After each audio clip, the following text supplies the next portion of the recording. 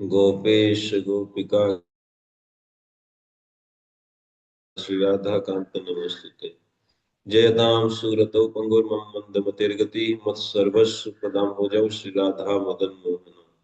तप्त कांचन गौरांगी राधे वृंदावनेश्वरी वृषभानुसुते देवी प्रणमामि हरिप्रिये। वाञ्छा कल्पतरुभ्यश्च कृपा सिन्धुभ्य च पतितानां पावनेभ्यो वैष्णवेभ्यो नमो नमः। जय श्री कृष्ण चैतन्य प्रभु नित्यानंद श्री अद्वैत गदाधर श्रीवास आदि गौर भक्त वृंदा। हरे कृष्ण कृष्ण कृष्ण हरे हरे, हरे राम राम राम हरे हरे। ओम नमो भगवते वासुदेवाय। नारायणं नमस्कृत्यं नरं चैव नरोत्तमं देवीं सरस्वतीं व्यासं ततो जयमुदीरयेत्।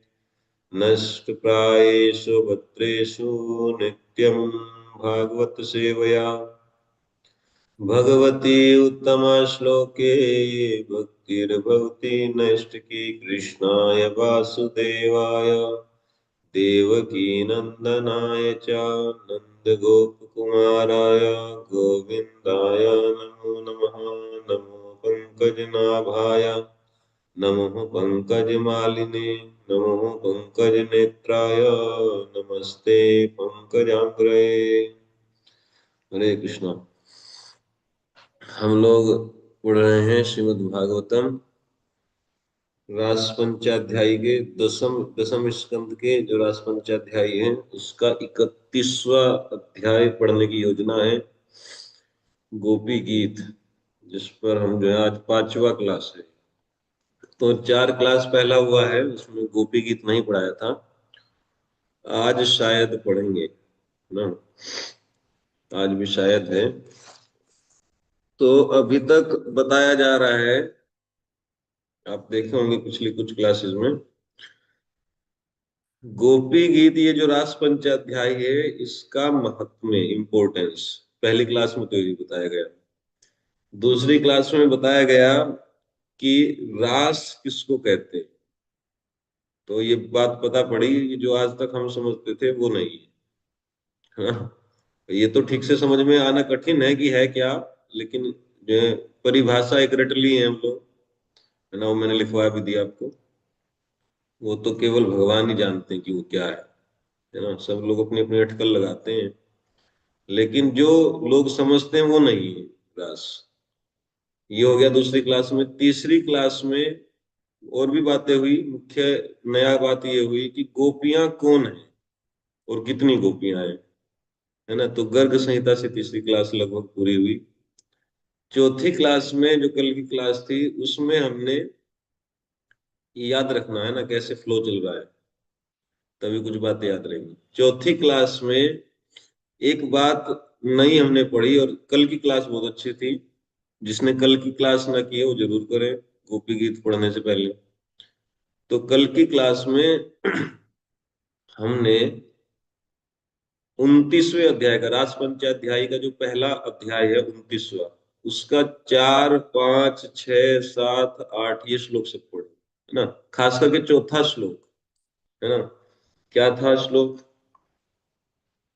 श्लोक था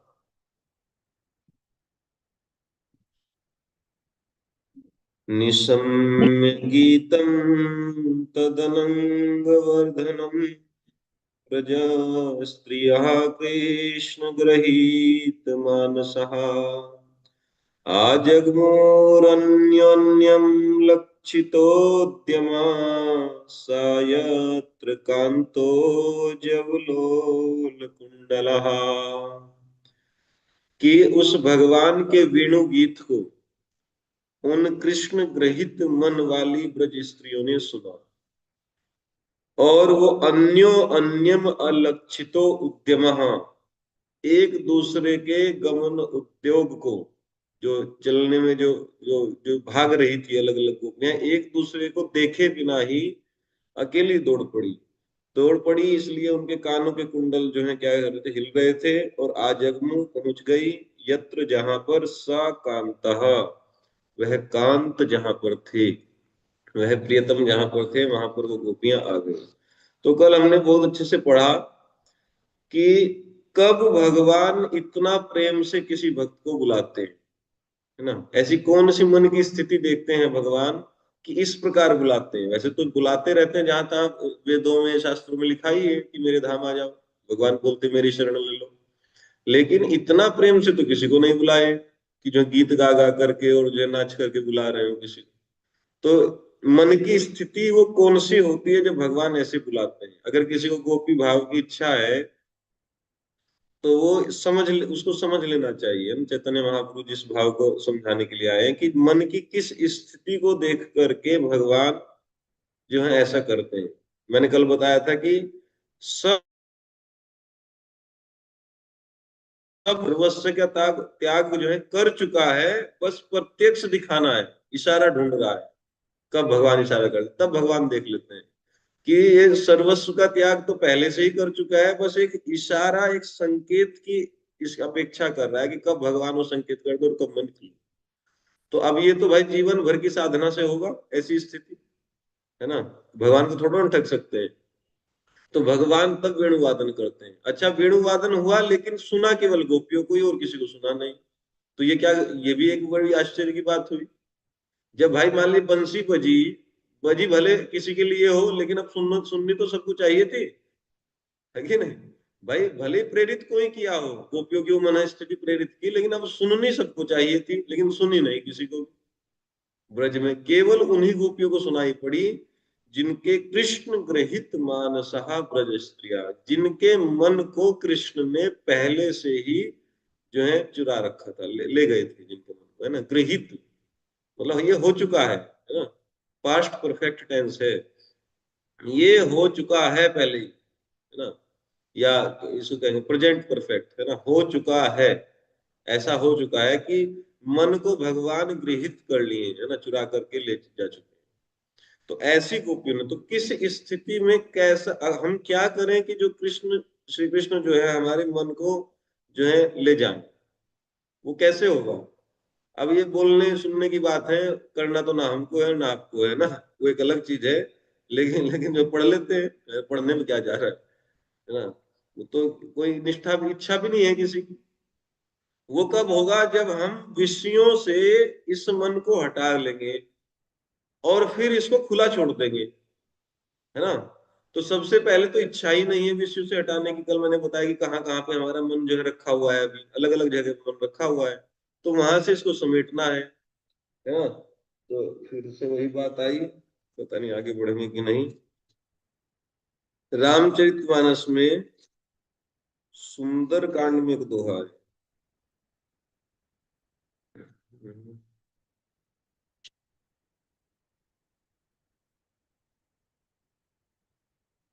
पढ़ता नहीं हूं तो उनको चौपाइयां पता नहीं चलती हैं, कौन सी जगह पर लिखी। क्या है हिंदी उसका? मैं सोच रहा हूँ कि मैं ही पढ़ दूं। मुझे पता है आप बोल देंगे। हाँ, मैं मुझे हिंदी में पूछ रहा हूँ। इच्छा हो रही है कि मैं ही पढ़ूं उसको, आपसे ना सुना, मेरी वाणी पवित्र हो जाएगी। चलो बताना तो पड़ेगा, अगर मैं अपने उद्यम में विफल रहा तो।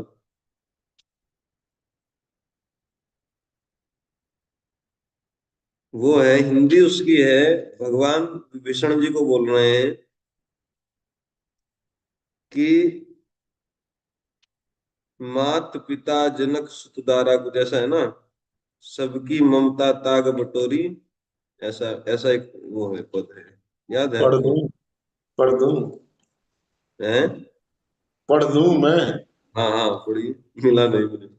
जननी जनक बंद सुत दारा, तन धन भवन सहित परिवारा, सब कर ममता ताग बिटोरी, मम पद बांध बड़ई बलचोरी।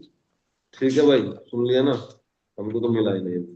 जी प्रभु जी, मुझे भी सुंदरकांड आधा ही प्रभु, याद था। प्रभु जी, है। सुंदरकांड खोलिए ना, जहाँ विभीषण भगवान से भेंट करने आए हैं, तुरंत मिल जाएगा। जब देखते हैं तो मिलता नहीं है, वो तो मुझे पता है नहीं, कि सुंदर पहले तो सुंदरकांड खोलिए और उसमें सुंदरकांड का तुम 20 चौपाई आगे बढ़ जाइए। तो उसमें देखिए कि एक विभीषण भगवान से भेंट करने आ गए हैं लंका पार करके, उसी में है चौपाई। लंका निशाचर निकट निवासा, ये तो जो है उनका है। हाँ, हनुमान जी देख रहे हैं। भगवान जी। आगे बढ़िए, आगे बढ़िए। और हम्म। सीता जी से मुलाकात हो चुकी है हनुमान जी से, उसके भी आगे है। संख्या एक्चुअली लिखनी चाहिए ऐसे ऐसे पदों को। कहाँ तक खोले हैं बताइए। कहे तात असमोर प्रणाम, ये तो सीता जी का ही है। हाँ, आगे बढ़िए।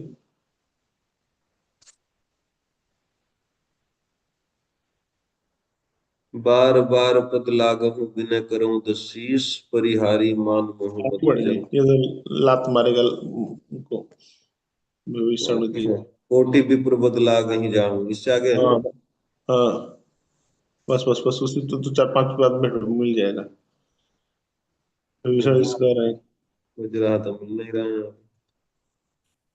उसी में बस उसी लाइन बाय लाइन देखते थे, कोटि विप्र बदला के जाऊं, आए शरण तजे नहीं ताहू, सन्मुख होई जीव मोहि जहाँ जन्म कोटि अगनासे तबाही।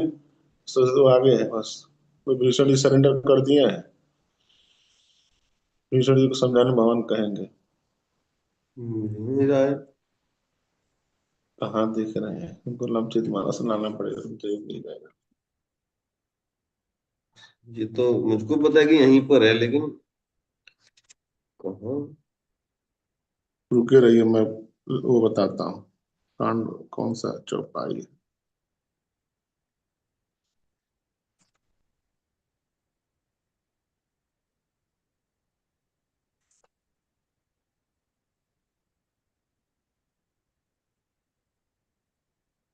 देख लो, जब किसी चीज की जरूरत होती तब नहीं दिखता है।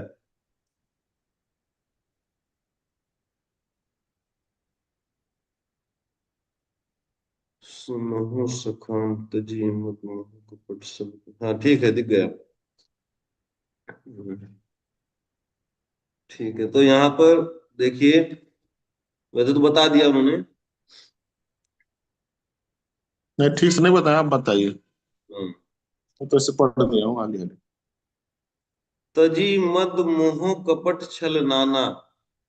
मद, देखिए इसमें हो क्या रहा है। विभीषण जी भगवान की शरण लेने के लिए आए हैं, है ना। और कुछ लोगों ने सलाह दिया कि आप जो है शत्रु का भाई है, इसको शरण देना ठीक नहीं है। तो भगवान ने कहा कि देखो भाई, तुमने अपनी अपनी बात बता दी, है ना, लेकिन मेरा स्वभाव तो जानो। कोटि विप्र बद लागहि जाहू, आए शरण तजहु नहीं ताहू। जिसे करोड़ों ब्राह्मणों की हत्या लगी हो जिस व्यक्ति को, और वो भी शरण में मेरी आ जाए तो मैं उसको त्यागता नहीं हूं। भगवान की शरणागति ऐसी है।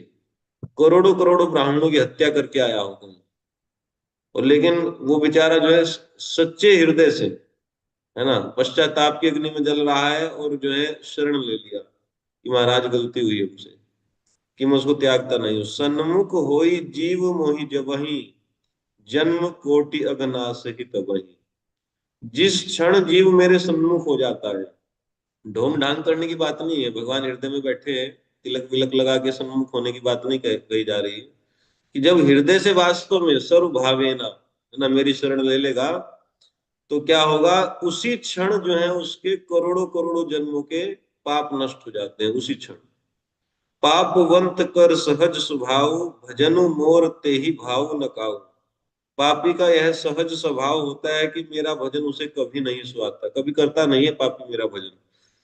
लेकिन अगर वो ऐसा कर ले, ज्यों पे दुष्ट हृदय सोई होई, यदि वह निश्चय ही दुष्ट हृदय का होता है, तो मोरे सन्मुख आव की सोई, तो क्या वह मेरे सम्मुख आ सकता था। इसका मतलब वो पापी नहीं है, दुष्ट हृदय का नहीं है।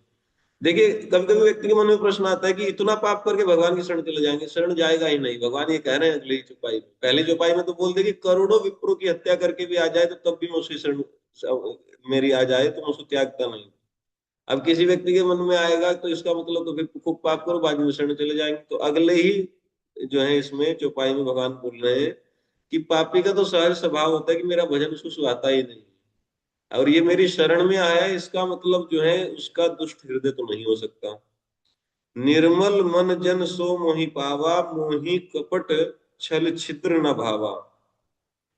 जिस व्यक्ति का निर्मल मन होता है सो मोहि पावा, वही व्यक्ति मुझको प्राप्त कर सकते हैं। मन निर्मल होना चाहिए। मोहि कपट छल छिद्र न भावा। देखो भजन चाहे थोड़ा करे, लेकिन जो छल छोड़ दे, छल नहीं छोड़ते हम लोग, है ना। पहले तो पता ही नहीं क्या हम छल कर रहे हैं, है ना। तो ये बड़ी समस्या है, इसलिए भगवान बहुत दूर रह जाते हैं। भजन की बहुत ज्यादा अपेक्षा नहीं है भगवान को, है ना। क्या भजन वजन करेगा व्यक्ति, पाप तो किया अनादिकाल से किया, कितना भजन कर लेगा एक आधे जीवन में, है ना। छल छोड़ दे, बस शरण भगवान की ले ले, है ना। माला टाला जो है थोड़ा कम हो जाए कोई दिक्कत नहीं है, छल छोड़े। निर्मल मन जन सो मोहि पावा, मोहि कपट छल छिद्र न भावा। भेद लेन पठवा दस शीसा, तबहु न कछु भय हानि कपीसा। अरे यदि रावण ने भेद लेने को भी भेजा है, तब जो है हे वानर राज सुग्रीव, अपने हम लोगों को तो कुछ भी भय या हानि नहीं, है ना। ठीक है, भेद ही लेने आया है, कोई दिक्कत नहीं। तो खैर ये बात हुई। तो अब जो है विभीषण जी की भेंट हो गई भगवान से, है ना। तो बहुत सुंदर वर्णन है वहां पे, विभीषण जी अपनी दैन्यता प्रकट कर रहे हैं। कह रहे हैं कि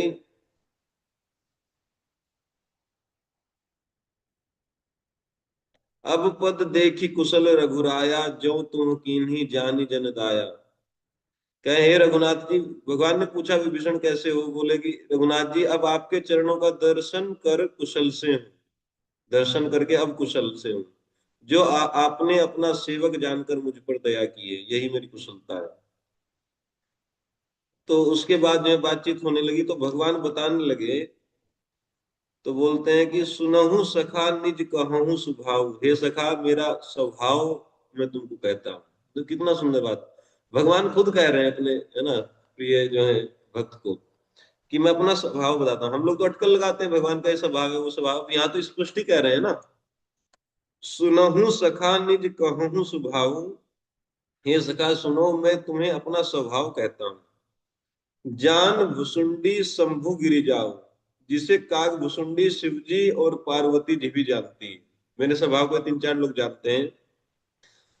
जो चराचर द्रोही, यदि कोई मनुष्य इस चर अचर जड़ चेतन जगत का द्रोही हो, पूरी सृष्टि से द्रोह द्रोह किया हो, आवे सभय शरण तकी मोही, और यदि वह भयभीत होकर के मेरी शरण तक कर आ जाए। हम तो भयभीत ही नहीं हो रहे हैं संसार से, है ना। अभी तो लिपटने चिपटने में जीवन बीत रहा है, हर चीज से लिपटते हैं, हर चीज से चिपटते हैं, समस्या ये है। तो भयभीत ही नहीं हो रहा है, इसमें रस ले रहे हैं संसार में। तो कहना जौ नर होई चराचर द्रोही, आवे सभय शरण तकी मोही। जो नर कोई, जो कोई मनुष्य है चराचर द्रोही, पूरे जगत का द्रोही क्यों ना हो, और यदि वो भयभीत होकर के मेरी शरण तक करके, तक कर समझते हो, मेरी कि देख करके कि भाई इनकी शरण में चलना चाहिए, बड़ा भयभीत हो गया, डर गया संसार से, आ जाए।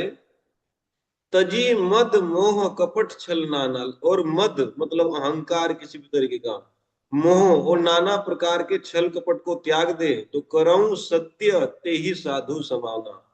सद्य मतलब तुरंत, उसी क्षण में उसको साधु के समान कर देता हूं।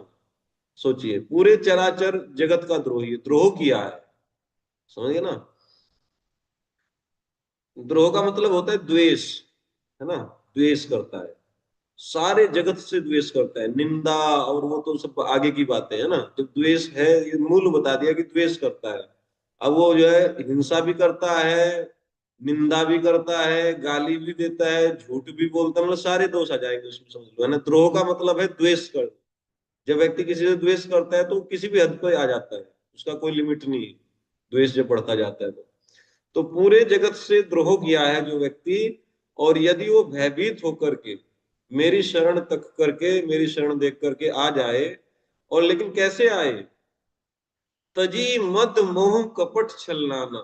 मद, मद मतलब अहंकार, कि हम भी कुछ हैं, इसको, और मोह ये मेरा है ये तेरा है ना, इसमें नाना प्रकार के छल कपट त्याग दे, तो करऊं सत्य उसी क्षण उसको तेहि साधु समाना, शीघ्र ही साधु के समान कर देता हूं।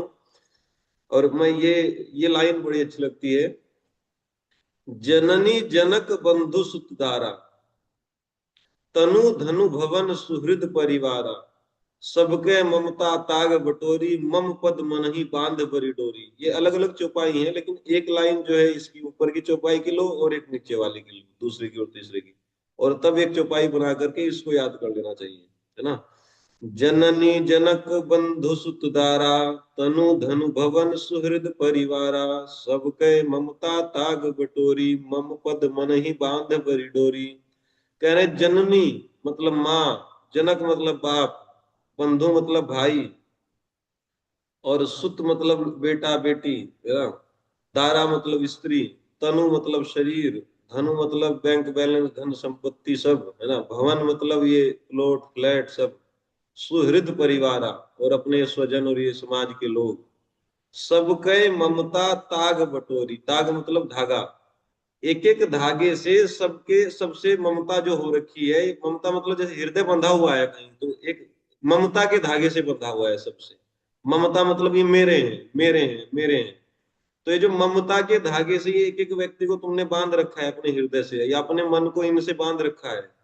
जननी जनक बंधु सुतदारा, तनु धनु भवन सुहृद परिवारा, सबके ममता ताग बटोरी।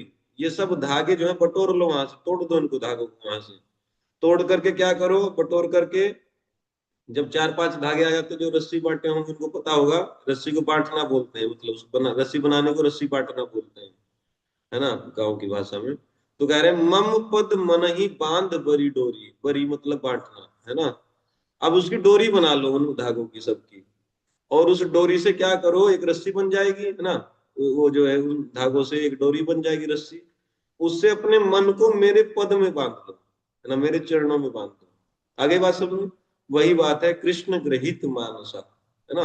सबसे पहले तो मन को ये जो जगह जगह पे बंधा हुआ है ना, जननी जनक बंधु सुतदारा, तनु धनु भवन सुहृद परिवारा, इनमें जो ये बंधा हुआ है रस्सी, इस रस्सी को लक्ष्य तो बनाओ कम से कम कि तोड़ना है, चलो टूटे ना टूटे, है ना, कि ये जो धागे हैं इनको हमको तोड़ना है। संबंध नहीं तोड़ने की बात कह रहे हैं, ऐसा नहीं कि डाइवोर्स साइन कर दो कल ही, है ना, या लड़कों को घर से निकाल दो बच्चों को, इसकी बात नहीं हो रही है। या माता पिता को ओल्ड एज होम में छोड़ गया हो कि भाई यहाँ पे धागे तोड़ने की बात हुई, धागे तोड़ रहे हो, इसका मतलब ये नहीं है। जो जहां है उनको रहने दीजिए, उन कर्तव्य है आपका उनके प्रति वो करिए, लेकिन ममता तोड़ दीजिए कि मेरे हैं। आप ये समझिए कि भगवान के हैं और हमारे पास है ना। अब हमारा कुछ कर्तव्य है क्योंकि भगवान के जन है, तो भगवान की भक्ति में इनको लगाना है जैसे तैसे, है ना, डायरेक्टली इनडायरेक्टली, बस हमारे नहीं है, ये समझना। ये और इसको बार बार उच्चारण करना चाहिए कि इनमें से कोई भी मेरा नहीं है, ना थे ना है ना हूं। ये भगवान ने अपने कोई जन मेरे पास भेजे हैं, इनकी बस उनको सहायता करना है, डायरेक्टली और इनडायरेक्टली भक्ति में बढ़ाना है ना। अब भजन तब होगा जब भोजन करेंगे, इसलिए मैं भोजन बनाती हूँ इनके लिए, है ना, जिससे ये भजन करे। ठीक है, तो इस तरीके से ऐसी भावना रखनी है। तो जब ये धागे टूट जाएंगे तो एक रस्सी इसकी बांट लें, है ना। अब जब सब सब जगह से ममता टूट जाएगी ना, तो मन हो गया फ्री, है ना। अब इसको खुला छोड़ दे। अब ऐसा नहीं करना है कि इसकी रस्सी बांट करके अब जो है किसी काउंसलर के चरणों में लगा दो उसको, है ना, ठीक है ना, ऐसा नहीं है। ठीक है, काउंसलर की सहायता ले लो, है ना, गुरुजी की सहायता ले लो, और जो है गुरुजी इस रस्सी को फिर जो है भगवान के चरण में बांध देते हैं, क्योंकि वो भगवान के चरण से परिचित है अच्छे से। गुरुजी का काम ये होता है। अब गुरुजी आजकल बेचारे ऐसे हो गए हैं कि वो रस्सी उधर से खोल करके अपने चरणों में बांध लेते हैं ये बड़ी भारी समस्या और आफत खड़ी हो गई है ना, तो इसलिए ये बहुत ध्यान रखना है ना। ठीक है, कोई मान लीजिए प्रेमी संत है तो बात अलग है, उनके चरणों में बन जाए तो कोई दिक्कत नहीं, उनके चरण चरण भी जो है भगवान के चरणों में ही रहते हैं, है ना, वो पूरे के पूरे चरणों में ही पड़े रहते हैं, तो वहां तक भी चले गए तो आगे तो बस जो है कनेक्शन हो ही रखा है ना। लेकिन आजकल हमारे जैसे गुरु हैं वो बेचारे जो है भगवान से काट देते हैं, है ना, अपने से ही बांध लेते हैं, बस यही लाओ दक्षिणा, है ना, यही लड्डू बनवा बनवा के लाओ। उसको भजन नहीं करने देते, ये बनवा दो आज, ये बनवा दो, है ना। अरे दो चार माला कर लेगा, उधर से तो मन, वो धागे तो तुड़वा दिए, लेकिन वो रस्सी बांट करके जहां बंधवाना था वहां नहीं बांधे, है ना, वो लड्डू पेड़े में बंधवा दी फिर से रस्सी। तो इसमें क्या है कि सबके ममता ताग बटोरी, मम पद मन ही बांध बरी डोरी, समदर्शी इच्छा कछु नाई, हरस शोक भय नहीं मन माही। आगे बता रहे हैं कुछ ऐसे ऐसे गुण जिनके होते हैं, मैं उसको जो है, अच्छा एक बहुत सुंदर बात, चलो पूरा ही कर देते हैं। कह रहे हैं कि मेरे चरणों में बांध देता है जो व्यक्ति, समदर्शी इच्छा कछु नाई, जो समदर्शी है, जिसमें समता है, अपना पराया नहीं है, और जिसकी कुछ इच्छा नहीं है, हर्ष शोक भय नहीं मन माही, ना तो हर्षित होता है, ना शोक होता है, और ना उसको भय है किसी भी चीज का, है ना। सुख में हर्षित नहीं होता है, दुख में जो है शोक नहीं उसके व्यापता है मन में। देखो ये सुख और दुख तो जीवन में आएंगे, लेकिन ना सुख को भोगना है ना दुख को भोगना है। सुख भोगा जाता है हर्षित होकर के, और दुख भोगा जाता है शोक से संतप्त होकर के। जब दुख आएगा जीवन में, कोई मर जाए, कुछ लुट जाए, है ना, कोई अपमान कर दे, तो दुखी नहीं होना है। अगर दुखी हो रहा है भगवान, ये कोई भक्त जो है, तो भगवान समझ लेते हैं कि अभी दुख को भोग रहा है, अभी इसकी इसकी भोग की वृत्ति गई नहीं। समझ रहे ना, इसलिए जो भगवान का भक्त जो है, जो खिन्न रहता है ना, तो भगवान उसको पसंद नहीं करते हैं। देखो हम लोग खिन्न हो जाते हैं ना किसी के व्यवहार से तुरंत, इसका मतलब अभी रास्ता बहुत बाकी। खिन्न ना हो किसी के व्यवहार से, खिन्न हुआ समझो कि वो दुख को भोग लिया, है ना। भगवान का भक्त में खिन्न भी नहीं होता है किसी के व्यवहार से, है ना। ना उद्विज क्या कैसे है कि वो दूसरे को उद्वेलित नहीं करता है, अपने आप उद्विग्न नहीं होता है किसी के व्यवहार से, ऐसा भक्त मुझको प्रिय है। सूर्य प्रभु क्या है नहीं उसका। प्रभु जी, लोकानुद्विजित नर वाला है प्रभु। हाँ ठीक है ना, कि लोगों को उद्विग्न नहीं करता है और उनके व्यवहार से खुद उद्विग्न नहीं होता है। तो जो जो समदर्शी है, जिसे कुछ इच्छा नहीं है और जिसके मन में हर्ष शोक और भय नहीं है, असज्जन मम उर बस कैसे, ऐसा सज्जन मेरे हृदय में कैसे बसता है। लोभी हृदय बसई धनु जैसे, जैसे एक लोभी के हृदय में धन बसता है, ऐसा सज्जन मेरे हृदय में ऐसे बसता है।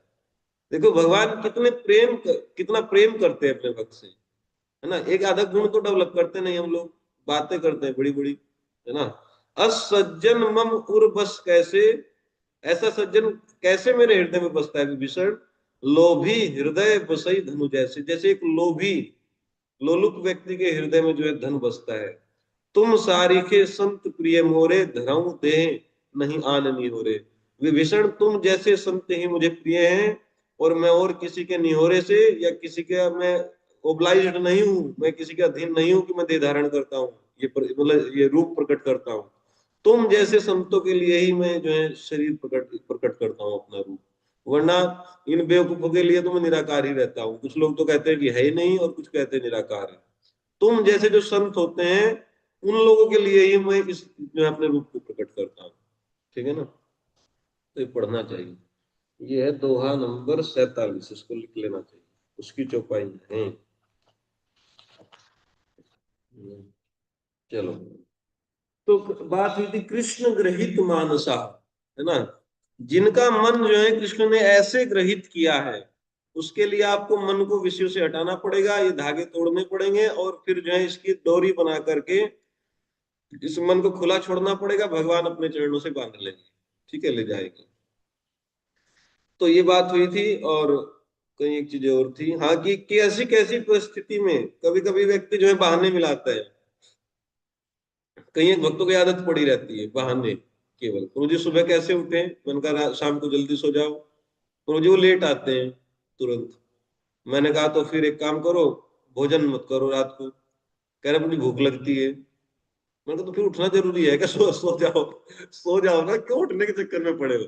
हर जब तर्क का आपके पास खंडन है, हर प्रश्न का उत्तर है, तो क्यों इस चक्कर में ऐसा क्यों क्यों जो है टारगेट बनाए हो। टारगेट दूसरा बनाओ, भोग भोगने का टारगेट बनाओ, तो कितना मजा आएगा, है ना। अब अगले जन्म में देखें क्या दिक्कत है ना। गजब गजब के लोग भक्त है ना। बहाना नहीं कुछ मारना चाहिए, एक्चुअली अपने आप को गाली देनी चाहिए कि हम नीच हैं, है ना। मैं अपने लिए बता रहा हूँ, ठीक है ना। कोई बहाना नहीं मारना चाहिए कि इसके कारण भक्ति नहीं, उसके कारण नहीं भक्ति होती है, हम ही कारण है भक्ति ना होने की, हमारी इच्छा नहीं है, बस ये। कल हम पढ़ाए थे, कल जो है संडे लो फिस्ट में, कि जब व्यक्ति की निष्ठा हो जाती है ना, निशेषेण तिष्ठति, बुद्धि जो है ना इधर उधर नहीं टिकती है, एक ही जगह टिक जाती है जाकर के। और रुचि को उत्पन्न होना ही पड़ेगा निष्ठा के बाद, होती है रुचि उत्पन्न। और रुचि जब उत्पन्न होती है, रुचि के साथ, रुचि आत्मा है भक्ति की, है ना, जब रुचि के साथ भजन होता है तो कुछ दिन में आसक्ति हो जाती है। आसक्ति की स्थिति ऐसी है कि छोड़ना चाहे तब भी नहीं छोड़ सकता, लत लग जाती है उसको। प्रभुपाद जी से एक बार पूछा कि आपके अनुयायी कौन है, प्रभुपाद जी से पूछा, एक जॉर्ज हैरिसन ने शायद पूछा कि कितने अनुयायी आपके हैं। प्रभुपाद जी बोले बहुत सारे हैं। बोले कहाँ कहाँ हैं? तो बोले एनीवेयर, कहीं पर भी। If you see someone addicted to Krishna, कि अगर किसी को लत लगी है कृष्ण की, समझो कि मेरा अनुयायी। समझ रहे ना? अब यहाँ पर तो बेचारों को जो है तो लोट फ्लैट इसमें मर रहे हैं सब लोग। कहते हैं प्रभुपाद जी के अनुयायी। प्रभुपाद जी का अनुयायी होने के लिए तो एक सीधी परिभाषा दी है कि जो व्यक्ति कृष्ण की लत लगी है, जिसको, जैसे दारू पीने वाले को लत लगी है ना, केवल दारू दिखती है उसको चारों तरफ। दारू पीने वाले लोग ऐसे होते हैं, किसी शहर में ले जाओ उनको, वो आपको तुरंत बता दें कितनी दूरी पे यहाँ से ठेका है ना दक्षिण को। है ना? तो उनको ऐसी एक्सपर्टीज होती है उनके पास, कहीं बिल्कुल वीरान कहीं जगह पे ले जाओ उनको, वो आपको रास्ते में ही वो अंदाजा लगा लेते हैं कि ठेका कितनी दूरी पे रहेगा जहाँ जहाँ पर हम विश्राम करने वाले हैं। और वो एक अपना चेला कोई ना कोई पटा लेंगे थोड़ी देर में, घंटे 2 घंटे में उनकी बात हो जाती है किसी से, और जो है वहीं पे दारू आ जाती है। देख लो, उनको सब पता रहता है। होता है कि नहीं? अच्छा, ऐसा किसी को है ये अनुभव? है? हम प्रभु जी, जानते हैं बहुत वो लोग को। राकेश है ना हमारे साथ में जो काम करता है, उसको जहां लेकर जाता हूँ वहीं जुगाड़ बना लेता है वो। हाँ। उसको ऐसा व्यक्ति भी मिल जाएगा जो उसको लेकर के जाएगा, बाइक वाला भी मिल जाएगा, शराब पीने वाला भी मिल जाएगा, पानी लाने वाला भी मिल जाएगा, और ठेका कहाँ है उसको एग्जैक्टली पता रहता है। देख लो, इतना तेज होता है वो व्यक्ति शराब में। क्यों? क्योंकि आसक्ति हो गई। आसक्ति से सब काम बनते हैं, भाव उदित होता है हृदय में। ऐसे ही भक्ति में होता है। तो ये सब बातें थी। तो बहाना नहीं चलेगा। क्यों? क्योंकि फिर ये जो हमने चौथा श्लोक पढ़ा 29वें अध्याय का, फिर 5, 6, 7, 8, 4-5 श्लोकों में क्या पढ़ा कि किस किस परिस्थिति में गोपियां भगवान के पास भागी, किस किस परिस्थिति को छोड़ करके। समझ गए ना? तो इसको हमको समझना चाहिए कि परिस्थिति कैसी भी क्यों ना हो जीवन में, है ना, मन भगवान में लगाया जा सकता है। ठीक है ना? भगवान को अपना हृदय दिया जा सकता है। हाथ में थन है, नीचे बाल्टी रखी है गाय के, और वहीं से बस थन छोड़ा और चल दी, है ना, बाल्टी का क्या होगा तो कोई चिंता नहीं की। ठीक है ना? एक बात इसमें और आती है कि देखिए, जब कोई साधक जो है ना, जगत को याद रखते हुए भगवान की ओर जाने का प्रयास करता है, तो भगवान की ओर नहीं जाता है, वो संसार में रमता है। ठीक है ना? कोई भक्त है, वो संसार को याद करते हुए, है ना, और भगवान का भजन कर रहा है, तो ऐसा लगता है कि वो भगवान की तरफ जा रहे हो, भगवान की तरफ नहीं जाता है, वो उसी स्थान पे रहता है और धीरे धीरे धीरे धीरे वहां पर जो है आनंद में बैठता है। आगे बात समझो। ठीक है? अब आप कहेंगे तो ध्यान में तो रहेगा ही, तो क्या भजन करना छोड़ दे? भजन करना नहीं छोड़ना है, इसको पहले बुद्धि से इस स्मरण को काटिए। समझ रहे ना? बुद्धि से तो काटिए, मन अपने आप सिमट जाएगा फिर। समझ रहे हैं कुछ बात? जैसे लक्ष्य किसी ने बना रखा है कि प्रभु जी अब हमको जो है अपना कारोबार 1 लाख से 4 लाख पे लेके आना है, लक्ष्य बना लिया, और भगवान का भजन कर रहे हैं, तो आप ये मत समझिए कि रास्ता कट रहा है। भजन आप कितना भी कर लो, रास्ता नहीं कट रहा है, क्योंकि आपने वो एंकर लगा रखा है पीछे, है ना, वो नाव वाला वो लगा के रखते हैं ना, एक जो है उसमें एक जो है सरिये में लगा देता है किनारे पे उसको रस्सी से, तो वो एंकर कहते हैं उसको अंग्रेजी में ना, हिंदी में पता नहीं क्या कहते हैं, वो फंदा जो है उधर लगा रखा है। कितना ही चप्पू चलाइए, कितना ही चप्पू चलाइए, बस आप जो है वहीं पर है ना, वहीं पर घूम रहे हैं, ये समझ लीजिए। ठीक है ना? वो टूटता नहीं। तो सबसे पहले वो एंकर हटा लीजिए। एंकर हटाना मतलब बुद्धि वहां से काट दीजिए कि हमको नहीं चाहिए।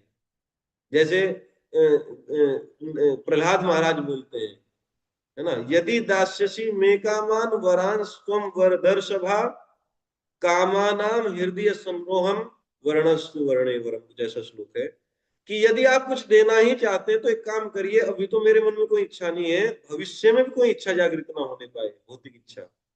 समझ गए ना? तो भगवान से प्रार्थना करनी चाहिए कि प्रभु हमको यहाँ कुछ नहीं चाहिए, आपका प्रेम चाहिए, है ना, आपकी सन्निधि चाहिए, वो तो दुर्गति करा लिए। और यदि मन को इच्छा भी हो ना, मन में आ भी जाए, तो आप हटा देना वहां से। मेरा मन कहीं और जाए तो उस ये जो है बिल्वा मंगल ठाकुर भी बोलते हैं कि मेरे मन की इंद्रियों की वृत्ति में समा जाइए आप। मन वृत्ति मतलब चाल, मन जहां भी जाए ना तो वहीं आप खड़े मिलना। समझ गए ना, मन जाए किसी स्त्री में तो वहीं पे मोहिनी, मोहिनी मूर्ति के रूप में आप मिलना खड़े होकर के, फिर अपना समूह लेकर के आ जाऊंगा वहां से, है ना। जैसे कोई व्यक्ति, कोई लड़के को सिगरेट पीनी हो और वो जो छिपा करके कहीं गया पीने के लिए, तब तक पता चला पिताजी वहीं बैठे हैं पहले से ही, है ना। तो अपने को जेब में रख करके आ जाएगा कि नहीं वापस। समझ गए ना।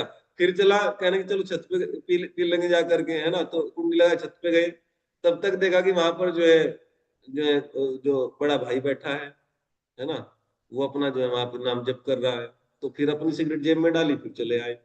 ऐसा होगा कि नहीं है? ऐसा ही होता है, कोई व्यक्ति को गलत करने का प्रयास कर तब तक वहां कोई पहले से ही है ना, तो फिर अपना, अच्छा क्यों आए थे कि हाँ वो थोड़ा टहलने के लिए आया था। थोड़ा ऊपर टहलने के लिए आया था, बताएगा नहीं कि मेरी योजना क्या थी। तो ऐसे ही जहां पर भी मेरी इंद्रियां जाएं, है ना, वैसे तो मेरी इच्छा नहीं है, लेकिन अगर ये जाए भी, इन पे मुझे भरोसा नहीं रहा, अब इंद्रियों पे बड़ा इन्होंने कष्ट दिया, मन पे भरोसा नहीं रहा, इसने मेरी दुर्गति करा दी अनादिकाल से आपसे बिछुड़वा के, इस पे भरोसा नहीं, बुद्धि पे भी भरोसा नहीं है, इनकी वृत्तियों में आप समा जाइए, है ना, बुद्धि जहां भी जाए वहां पर आप खड़े मिलना, ठीक है, मन जहां जाए वहां पर आप मिलना, ठीक है, इंद्रियां जहां जाए वहां पर आप मिलना। एक्चुअली भगवान रक्षा करते हैं, ये भगवान की बहुत सुंदर रक्षा है, ऐसी प्रार्थना भगवान से करना चाहिए। कभी कोई इच्छा भी होगी ना, जैसे एक बार मेरी इच्छा हुई कि अरे यार बहुत दिन हो गया प्रचार विचार करने के लिए, अब थोड़ा जो शांति के साथ बैठेंगे जाकर, तो वहां गए, वहां पे भक्तों ने पहले से प्रोग्राम अरेंज कर रखा था, है ना, कह रहे थे मुझे थोड़ा क्लास यहाँ पे क्लास देना पड़ गया। तो मैं बिल्कुल निश्चिंत हो गया कि अब कोई क्लास व्लास नहीं दूंगा, जब करूंगा बैठ करके, तो वहां पे भी क्लास की व्यवस्था, है ना। कई एक बार मैंने ऐसा अनुभव किया है कि जान बचा के कहीं से भागे कि ये पढ़ना पढ़ाना ना पड़े, इसमें बहुत बुद्धि खपती है, अब जो कहीं नाम जब कर बजा करके, तो भगवान वहां फिर व्यवस्था है ना, क्लास पे क्लास, क्लास पे क्लास, पढ़ाना ही पड़ता है, उसके लिए पढ़ना पड़ेगा। तो ये जो है बुद्धि की वृत्ति में भगवान समा जाए, ठीक है ना। तो खैर, तो कैसी कैसी परिस्थितियों से गोपियां जो है छोड़ करके भगवान की ओर चली, है ना। कोई बालक को दूध पिला रही थी, बालक को छोड़ दी वहीं पर, है ना, और चल दी। कोई जो है परिवेशन कर रही थी, भोजन परोस परोस रही थी, परोसने को जो है संस्कृत में परिवेशन कहते हैं, है ना। परिवेशन कर रही थी भोजन का, तो रोटी वहीं पर गिर गई रास्ते में। परिवेशन में बात समझनी चाहिए कि ब्रज में थाली में एक बार लाद करके सारा भोजन और फेंक नहीं दिया जाता है पतिदेव के सामने, है ना। ब्रज की परंपरा है, सारी सब्जी रख करके एक फुल्का देती है ना। फिर जो चूल्हे पे जाएगी, तो दूसरी जो है स्त्री जो है भोजन बना रही है, रोटी बना रही है, तब फिर एक फुल्का खुला हुआ लेकर के आएगी, फिर देगी, फिर जाएगी, फिर तीसरा फुल्का। ऐसा होता है आजकल, है? आजकल ऐसा नहीं होता, हमारे घर पे आज भी ऐसा है ना। ब्रज में ये जो है वो है, एक तरीका है भोजन पवाने का। आजकल मैं देखता हूँ ये टेक्निक नहीं पता है किसी को, है ना। ज्यादा आइटम तो बढ़ाते हैं, लेकिन परिवेशन की भी एक टेक्निक होती है, कैसे भोजन परोसना होता है ना। पहले ही चावल भर देंगे थाली में, खूब चावल नहीं भरने होते पहले, पहले गरम गरम फुल्का देना होता है, ठीक है, और फिर जो है उसके एक एक करके, अगर इसको अच्छा परिवेशन आप समझते हैं तो, है ना, अच्छा इसी को माना जाता है।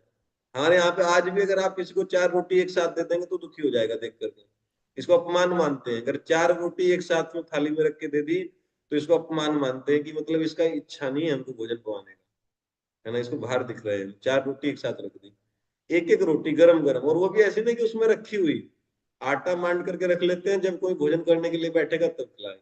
मैं नहीं कह रहा हूँ कि आप ऐसे करो आज से, लेकिन मैं बता रहा हूँ कि ऐसा भी एक स्टैंडर्ड होता है। प्रभु ठीक जी है ना। हमारे यहाँ कहते हैं इकट्ठा ले लग के बार बार आई जाए। हाँ। कहते हैं इकट्ठा ले लग के बार बार आई जाए, खाने वाले कहते दे दे इकट्ठा के बार आई जाए काट जाए। इसको एक्चुअली आज भी पता नहीं, आजकल के लड़कों का तो इस तरह वो दिक्कत है, एक्चुअली उनमें वो गुण भी नहीं है जो उनकी पत्नी उनका इतना सम्मान करे, है ना। गुण भी तो होना चाहिए पुरुषों में ऐसा, यानी ऐसा उदार हृदय भी तो होना चाहिए कि पत्नी जो है सम्मान करे उनका। हमारे यहाँ आज भी इसको बड़ा भारी अपमान माना जाता है, हमारे गाँव में, हमारे घरों में।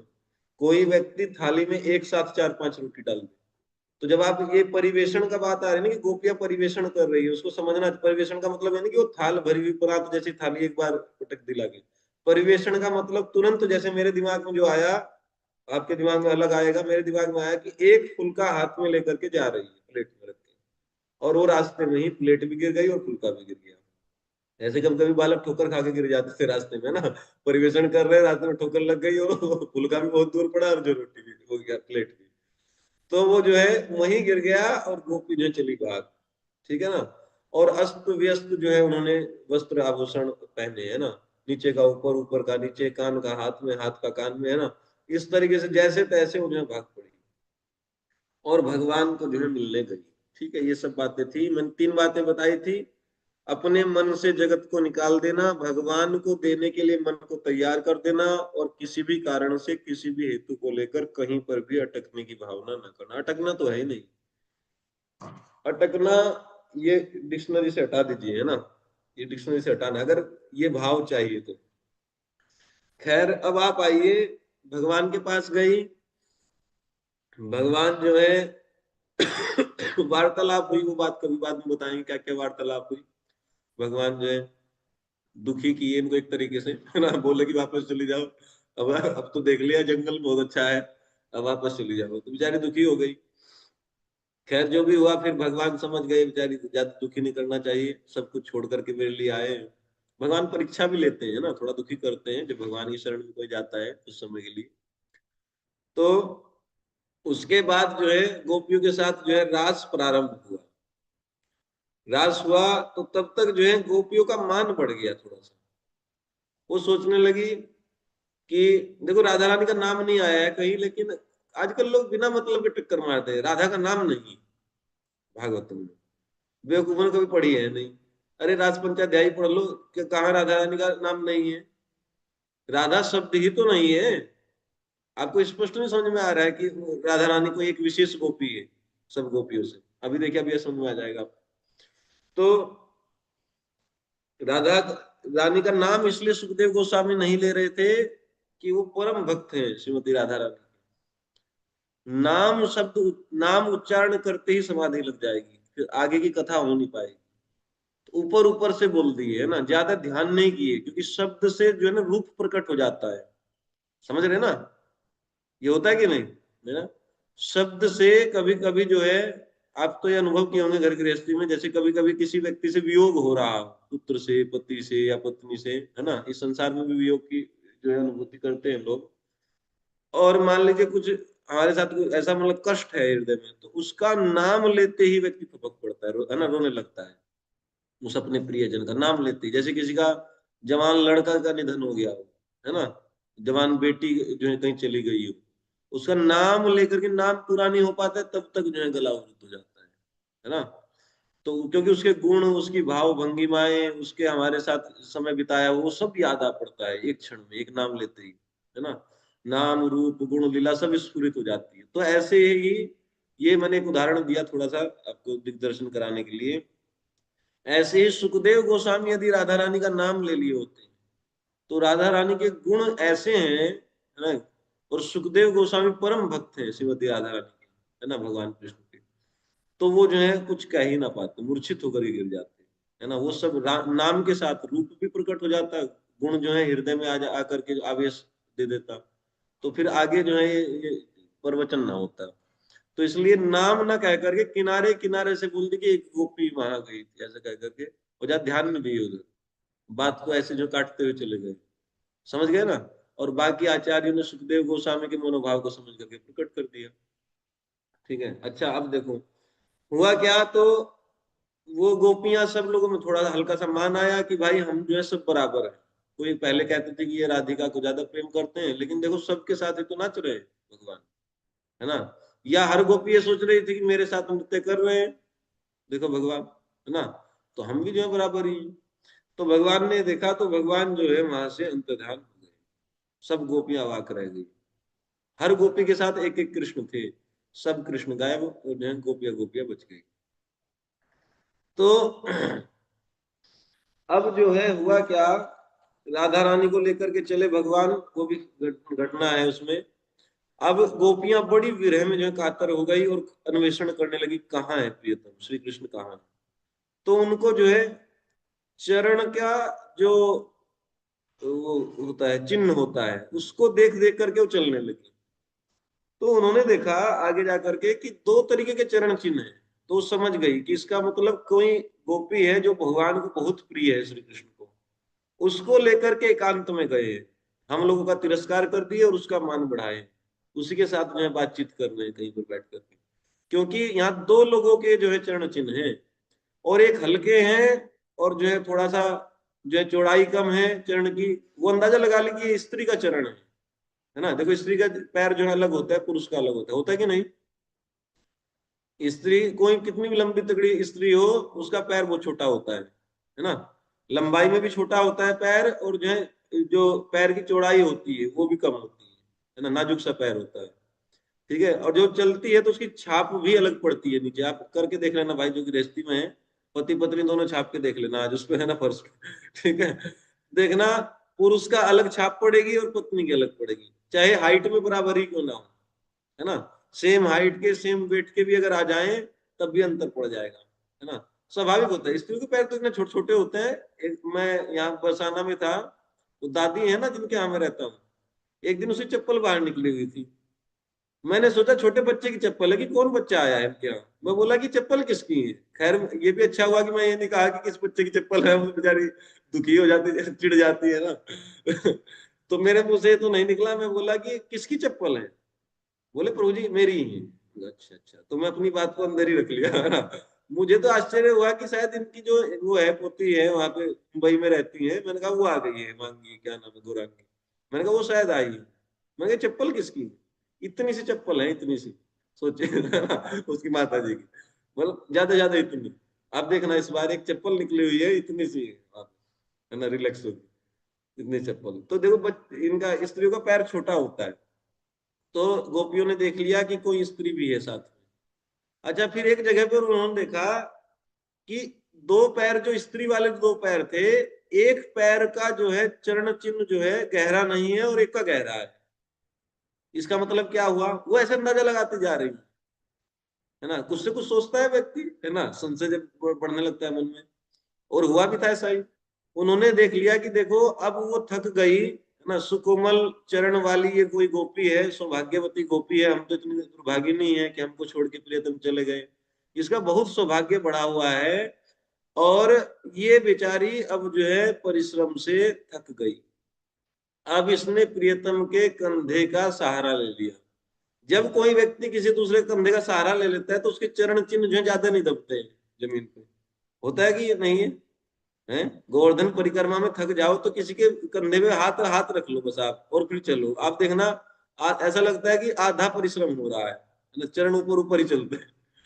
तो उन्होंने देखा कि एक चरण जो है जो भगवान की तरफ वाला था, वो जो इस स्त्री का जो चरण है, इस सखी का, वो जो है कम दब रहा है, उसका जो चिन्ह है ना, वो गहरा नहीं है, और दूसरे का गहरा है जो इधर बाई तरफ वाला है।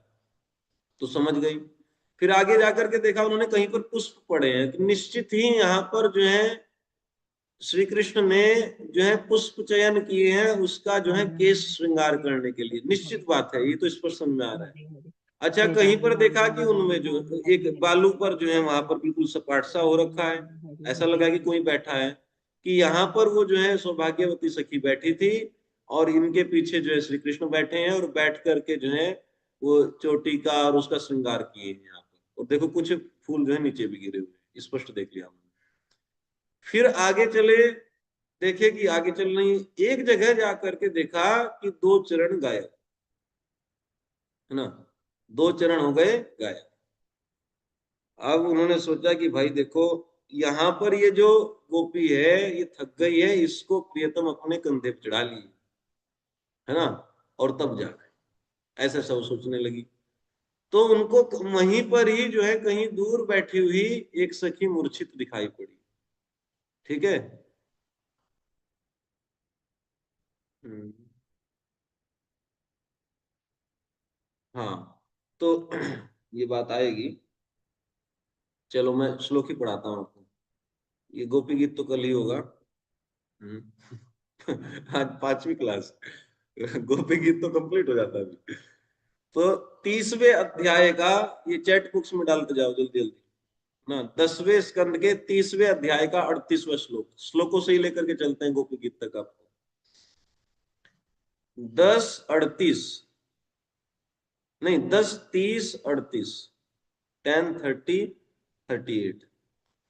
तो क्या है देखो, भागवतम है सबके पास, भाई भागवतम भी रखा करो, चैट बुक्स के भरोसे क्यों बैठे हो, है ना। मूल भागवत रखो या प्रभुपाद जी के भागवत जिसके पास है। 10:30:38। ततो गत्वा वनोद्देशं दृप्ता केशवं ब्रवीत् नापारये अहं चलितुं नया माम यत्नते मनः।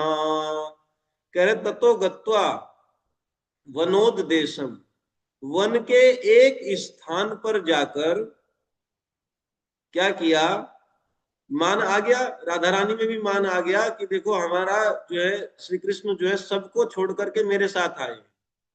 तो एक मान हृदय में आ गया। तो जब ऐसी बात मन में आई, उसके पश्चात वनोद्देशम गत्वा, वन के एक स्थान पर जाकर के दृप्ता, गर्वित हुई गोपियों ने, है ना, या गोपियों नहीं, गोपी ने, गर्वित हुई गोपी ने, कौन गोपी है, वो राधा रानी, गर्वित हुई श्रीमती राधा रानी केशवम अब्रवीत, केशव से बोली, श्री कृष्ण चंद्र से बोली, क्या बोली, अहम चलितुम ना पा रहे, मैं अब चल नहीं पा रही हूं, यत्र ते मनः, जहां तुम्हारी इच्छा हो वहां माम नया, मुझे उठाकर ले चलो, है ना। देखो अब अभिमान पड़ गया, हाँ, समझ गए ना, थोड़ा सा अभिमान आ गया कि भाई ये तो हमारे कंट्रोल में है, सब स्त्री को छोड़ दिया, तो ये स्त्री का स्वभाव होता है ना, ठीक है। तो खैर राधा रानी पे ऐसा नहीं थोपना चाहिए, लेकिन ये समझो इस बात को, अरे संसार से समझ सकते हो, पति अब जो है हमारे कंट्रोल में है, अब तो देखो हम यहाँ घर में नहीं रहेंगे, कमरा लेकर के रहेंगे बाहर, है ना। तब तक तो कमरा फिर जो रेंट पे आ ही जाता है, कि कंट्रोल में है ना बेचारा, जैसा कहेगी ऐसा, है ना, ऐसा होगा। तो राधा रानी के मन में हल्का सा गर्व आया, बोली ततः वनोद्देशम गत्वा, वन के एक स्थान पर जाकर दृप्ता केशवम अद्रवित, दृप्ता मतलब उस गर्वित हुई गोपी ने, श्रीमती राधा रानी ने केशव से वो कहा, क्या कहा, अहम चलितुम ना पा रही है, मैं चल नहीं पा रही, यत्र ते मनः, जहां आपका मन हो या आपकी इच्छा हो वहीं माम नया, मुझे उठाकर ले चलो, जहां आपकी इच्छा हो जाने की, है ना, मेरे साथ, तो वहां अब हमको उठा करके लेके चलो, हम चल नहीं पा रहे हैं, ठीक है। एवं उक्तः प्रियाम आह स्कंधा आरुह्यताम इति, ततश्चा अंतर्दधे कृष्णः सावधुर अन्वतप्यत।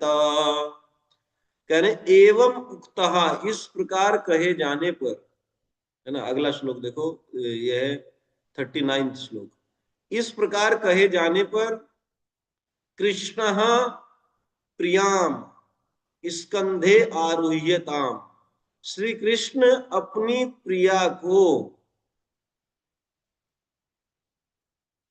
स्कंधे आरुह्यताम, कंधे पर,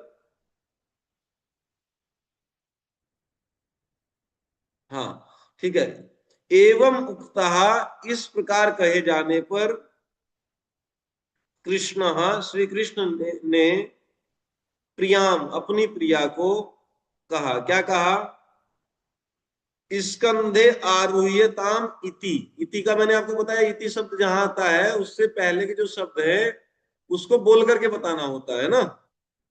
तो एवं उक्तः कृष्णा, इस प्रकार कहे जाने पर श्री कृष्ण ने प्रियाम स्कंधे आरुह्यताम, हे प्रिय, अच्छा प्यारी, तुम मेरे कंधे पर चढ़ लो, इस प्रकार इति आ कहा। बोलो समझ में आ गया, श्लोक देख करके देखे ना। एवं उक्तः प्रियाम आह, इस प्रकार से कहे जाने पर कहा, क्या कहा, स्कंधम आरुह्यताम इति, प्रिया, हे प्रिय, मेरे, हे प्यारी, हे सुंदरी, मेरे कंधे पर तुम बैठ जाओ, इति, इस प्रकार कह करके क्या किए, च, और तथा इसके पश्चात क्या किए वो, अंतर्दधे, तुरंत अंतर्धान हो गए। राधा रानी तुरंत जो है खुश हो गई कि देखो ये तो हमारे कब्जे में आ गया, है ना। तो अब जो है वो तैयार ही हुई कि चलो इनके जो है कंधे पे बैठ लेती हूँ। तब तक श्री कृष्ण वहां से गायब। ठीक है। अब आप सोच लो, जब राधा रानी का भी अभिमान भगवान नहीं सहन कर सकते और हमारा ये जो आसमान छू रहा है हमारा अहंकार अभिमान, तो हमको भगवान दिखाई पड़ रहे हैं। राधा रानी तो उनका स्वरूप है ना, आह्लादनी शक्ति है। ये शिक्षा समझनी चाहिए ना कि अहंकार, थोड़ा सा अहंकार कोई बड़ा भारी अहंकार नहीं है कि हमको ज्यादा दूसरे भक्तों से ज्यादा मानते हैं। और हम तो इसी चीज में जो है सिद्ध करने में लगे हुए हैं रात दिन कि कैसे हम दूसरे भक्तों से श्रेष्ठ हैं। अब सोचो हमारी क्या गति होगी, है ना। क्या क्या इसमें मिलेगा। तो अंतर्दधे सा वधु अन्वतप्यता, भगवान अंतर्ध्यान हो गए और फिर क्या हुआ, सा वधु वह गोपी वह वधु अनु अतप्यत, अनु मतलब अविराम निरंतर विलाप करने लगी। ठीक है। अब राधा रानी विलाप करने लगी। 40वां श्लोक देखो, हा नाथ रमण प्रेष्ठ क्वासी महाभुज दास्या ते कृपणाया मे सखे दर्शय सन्निधिम। हा नाथ, हा प्राणेश्वर, हा रमण, हा प्रेष्ठ, हा प्रियतम, महाभुज हे महाबाहो, क्व असि तुम कहाँ हो, क्व असि तुम कहाँ हो, सखे हे प्राण वल्लभ, हे मेरे प्रिय, ते कृपणाया दास्या तुम्हारी इस दीन दासी में मुझको, तुम्हारी इस दीन दासी मुझको सन्निधिम दर्शय, अपने सानिध्य का दर्शन दो, है ना, अपना दर्शन दो। ऐसे राधा रानी जो करुण पुकार में जो है पुकारने लगी, भगवान को चारों तरफ खोजने लगी। हा नाथ रमण प्रेष्ठा क्वा असि महाभुजा दास्यास्ते कृपणाया मे सखे दर्शय सन्निधिम। ठीक है। तो ऐसे राधा रानी जो खोजने लगी, हा नाथ, हा रमण, हा प्रेष्ठ। ठीक है। फिर उसके बाद 41वां श्लोक, हाँ, अन्विच्छन्त्यो भगवतो मार्गं गोप्यो अविदूरतः ददृशु प्रिय विश्लेष मोहितां दुःखितां सखीम। सुखदेव गोस्वामी कह रहे हैं, राजा परीक्षित इतने में ही भगवतः मार्गम अन्विच्छन्त्यो, भगवान श्री कृष्ण के मार्ग को ढूंढती हुई, पीछे पीछे, है ना, उस पथ को ढूंढती हुई, गोप्य गोपियां, अविदूरतः अत्यंत निकट से, है ना, उस और आप पहुंची जहां पे ये गोपी थी, राधा रानी थी, तो गोपियां जो है वो अन्वेषण करती हुई भगवान के मार्ग का वहां पर अविदूरत बहुत निकट से, प्रिय विश्लेष बहुत निकट जब आ गई गोपी के, राधा रानी के, प्रिय विश्लेष मतलब अपने प्रिय के वियोग से, मोहिताम दुखिताम अपने प्रिय प्रियतम के वियोग से मूर्छित हुई, दुखिनी इस सखी को दिदृशु देख लिया, इस सखी को देखा, अपने प्रियतम के वियोग से मूर्छित हुई, है ना, दुखिनी इस सखी को, है ना, दुखियारी इस सखी को उन्होंने देख लिया गोपियों ने। तया कथितम आकर्ण्य मान प्राप्तिम च माधवात् अवमानं च दौरात्म्याद् विस्मयं परमं ययुः। तया, तया मतलब राधा रानी के मुख से, ठीक है, उसके, कथितम, तया कथितम, ठीक है, राधा रानी, तया मतलब उसके द्वारा, राधा रानी के द्वारा कथितम वर्णन किया गया।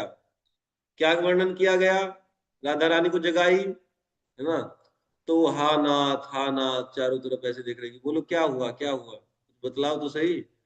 तो वो कथितम वो वर्णन की, तया कथितम राधा रानी के द्वारा वर्णन किया हुआ, क्या वर्णन किया, माधवात मान प्राप्ति, माधव के द्वारा मान की प्राप्ति, आदर की प्राप्ति।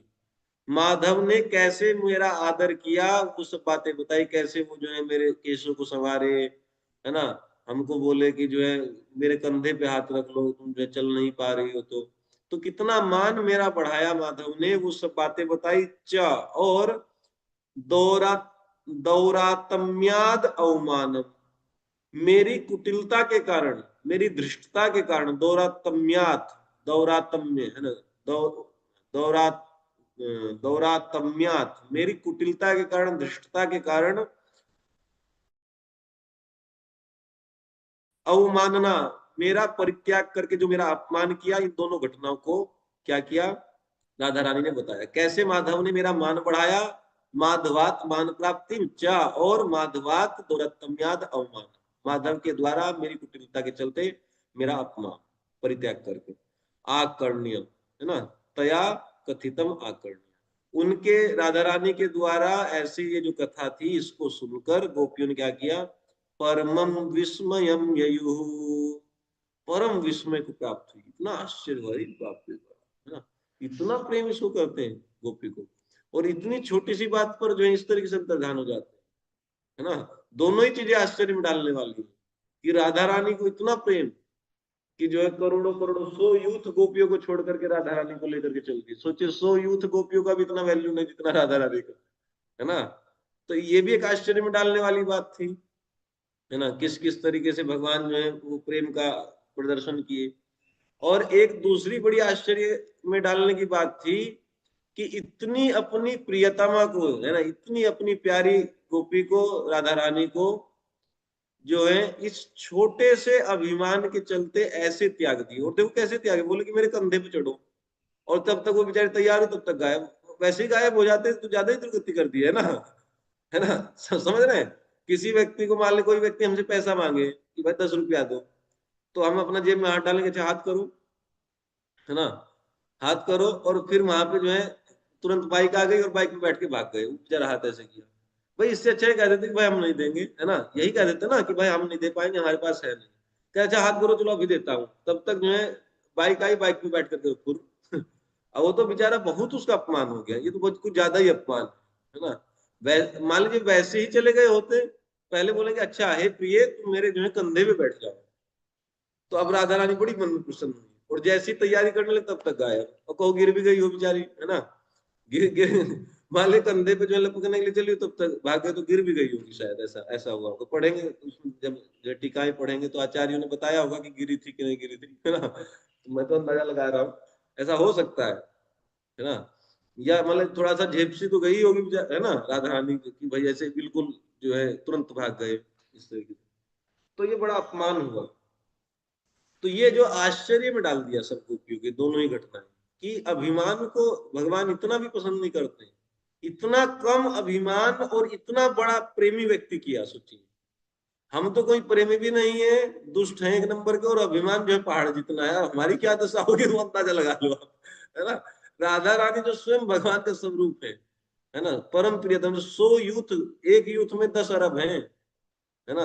अब आप सोच लीजिए ना, कितना 1000 अरब जो है गोपियों को छोड़ करके राधा रानी प्रिय, और इन राधा रानी ने कितना अभिमान किया है, बस इतना सा ही तो मन में आया, बोला भी नहीं, लड़ी भी नहीं किसी के साथ, केवल मन में आया है कि हमारा जो है, हमसे हमारा बहुत सम्मान करते हैं श्री कृष्ण, बस इतना आया, हल्का सा मन में ही आया, बोली भी नहीं मुख खोल करके, और उसी में देखो कैसे किस तरीके से जो है हताश करके भाग गए, है ना। तो इसमें भी ये भी सोचने वाली बात है।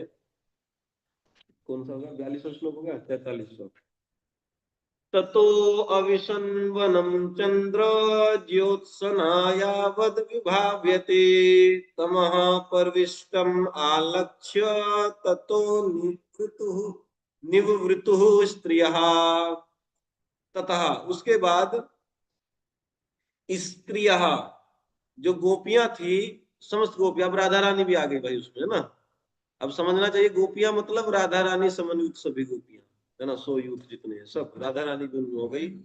तदनंतर स्त्रियां, समस्त गोपियां, यावत चंद्र ज्योत्सना विभाव्यते, जहां तक चंद्रमा की किरणें पहुंच रही थी, परिलक्षित हो रही थी, जंगल में थी ना, जहां जहां जहां तक चंद्रमा की किरणें दिखाई पड़ रही थी, यानी कि जंगल ज्यादा घना नहीं था, है ना, चंद्रमा की किरणें आ रही थी जंगल में नीचे, वहां तक वनम अविशन, वन में चली गई। कहां तक गई ये सब गोपियां वन में ढूंढती हुई राधा रानी को साथ लेकर के? जहां तक चंद्रमा की ज्योत्सना विभावित हो रही थी या परिलक्षित हो रही थी, दिख रही थी। ततः, अब इससे आगे, किंतु इसके बाद, तमह परविष्टम आलक्ष्य, अब उन्होंने देखा कि अत्यंत परविष्टम आलक्ष्य, अत्यंत अंधकार में गहन वन में जब प्रवेश की, देखा कि तो बहुत गहन है ना, घनघोर जंगल है, और यहाँ पर तो चंद्रमा की किरणें भी नहीं आ रही है। तो अब वो जो है कि अब ये हमको नहीं मिलेंगे, ऐसा सोच लिया, है ना। श्री कृष्ण जो है हमसे और भी आगे छिपेंगे और हमको नहीं मिलेंगे। और आचार्य लोग बताते हैं कि वास्तव में मन में ये पीड़ा हुई कि कुछ जो है कांटा वाटा इनको ना लग जाए हमसे बचने के चक्कर में, तो यहीं से लौट चलो, कम से कम यहाँ चंद्रमा जहां तक आ रहा है यहाँ पर आके खड़े हो जाएंगे, हमसे मिलना नहीं चाहते, कुछ नाराजगी है ना, हम लोग इतनी धृष्टता की है। तो अब अगर हम खोजते जाएंगे तो ये और गहरे जंगल में जाएंगे, कष्ट होगा, है ना, पीड़ा होगा। तो प्रियतम जो है इधर तक ही रहे, है ना, तुम वहीं से लौट चलिए। तो आगे है अगला श्लोक 44। तन्मनस्कास्तद आलापा तद्विचेष्टास्तदात्मिकः तद्गुणानेव गायन्त्यो न आत्मगाराणि सस्मरुः। देखो पहली लाइन में 4 बातें हैं। तन्मनस्कः तद आलापा तद्विचेष्टः तद आत्मिका। देखिए, जो विसर्ग होता है ना, किसी शब्द के पीछे 2 बिंदी होती है, और अगर दूसरे शब्द से संधि हो जाए ऐसे शब्द की, तो बिंदी हट करके आधा स आ जाता है इसमें, ठीक है ना। वो 2 विसर्ग वो जो 2 बिंदी है जिसको विसर्ग कहते हैं, उसको हट करके वो आधा स उसमें जन्म ले लेता है संधि होने पर। तो इसलिए जब पढ़ते हैं, अगर आपको तोड़ करके पढ़ना है, तो वो जो है विसर्ग के साथ पढ़ लिया करो और स गायब कर दिया करो, समझने के लिए, है ना। और जब धारा प्रभाव पढ़ते हैं तो स भी उच्चारण में आना चाहिए, ठीक है। तो देखिए, मनस्का तन मनस्का तद आलापः तद विचेष्टः तद आत्मिकः, ये 4 शब्द हैं, है ना। लेकिन आप जोड़ दोगे तो आधा सा जुड़ता चला जाएगा, एक ही लाइन में है ये पूरा। तद मनस्कास्तद आलापास्तद विचेष्टास्तद आत्मिकः, ऐसे, ठीक है। तो देखिए, ये गोपियों के लिए बता रहे हैं, तन मनस्कः, उनमें ही मन वाली, उनमें किसमें? श्री कृष्ण में। तत् का मतलब है श्री कृष्ण, है ना।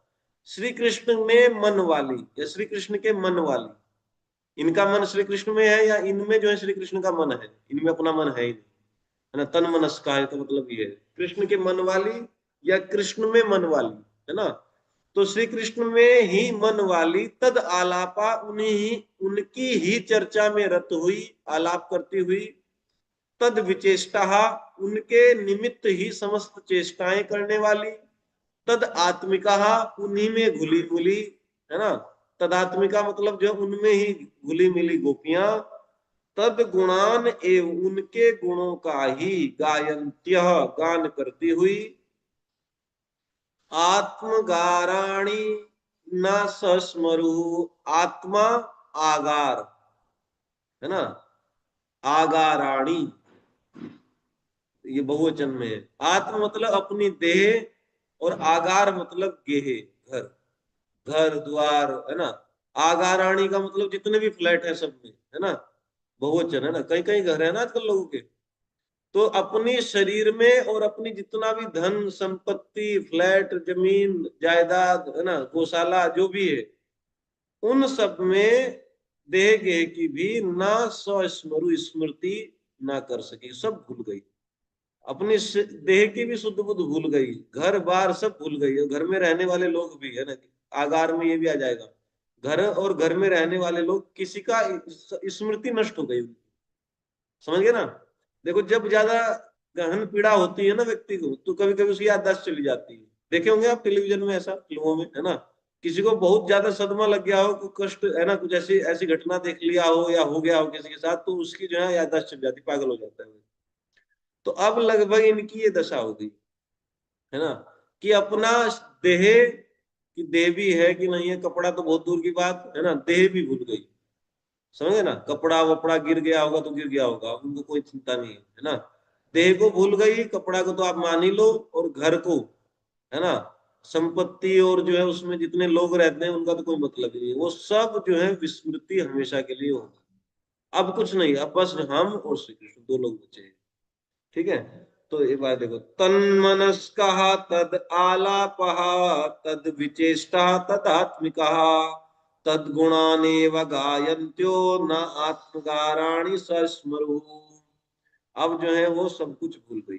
ठीक है, अब आप सोचिए, गोपी गीत का ये प्रस्तावना बन रही है ना, गोपियां सब कुछ भूल चुकी हैं, है ना, उनके लिए भगवान, उनके प्रियतम श्री कृष्ण और वो, बस दो लोग एग्जिस्ट करते हैं संसार में, तीसरा एग्जिस्ट नहीं करता है ना।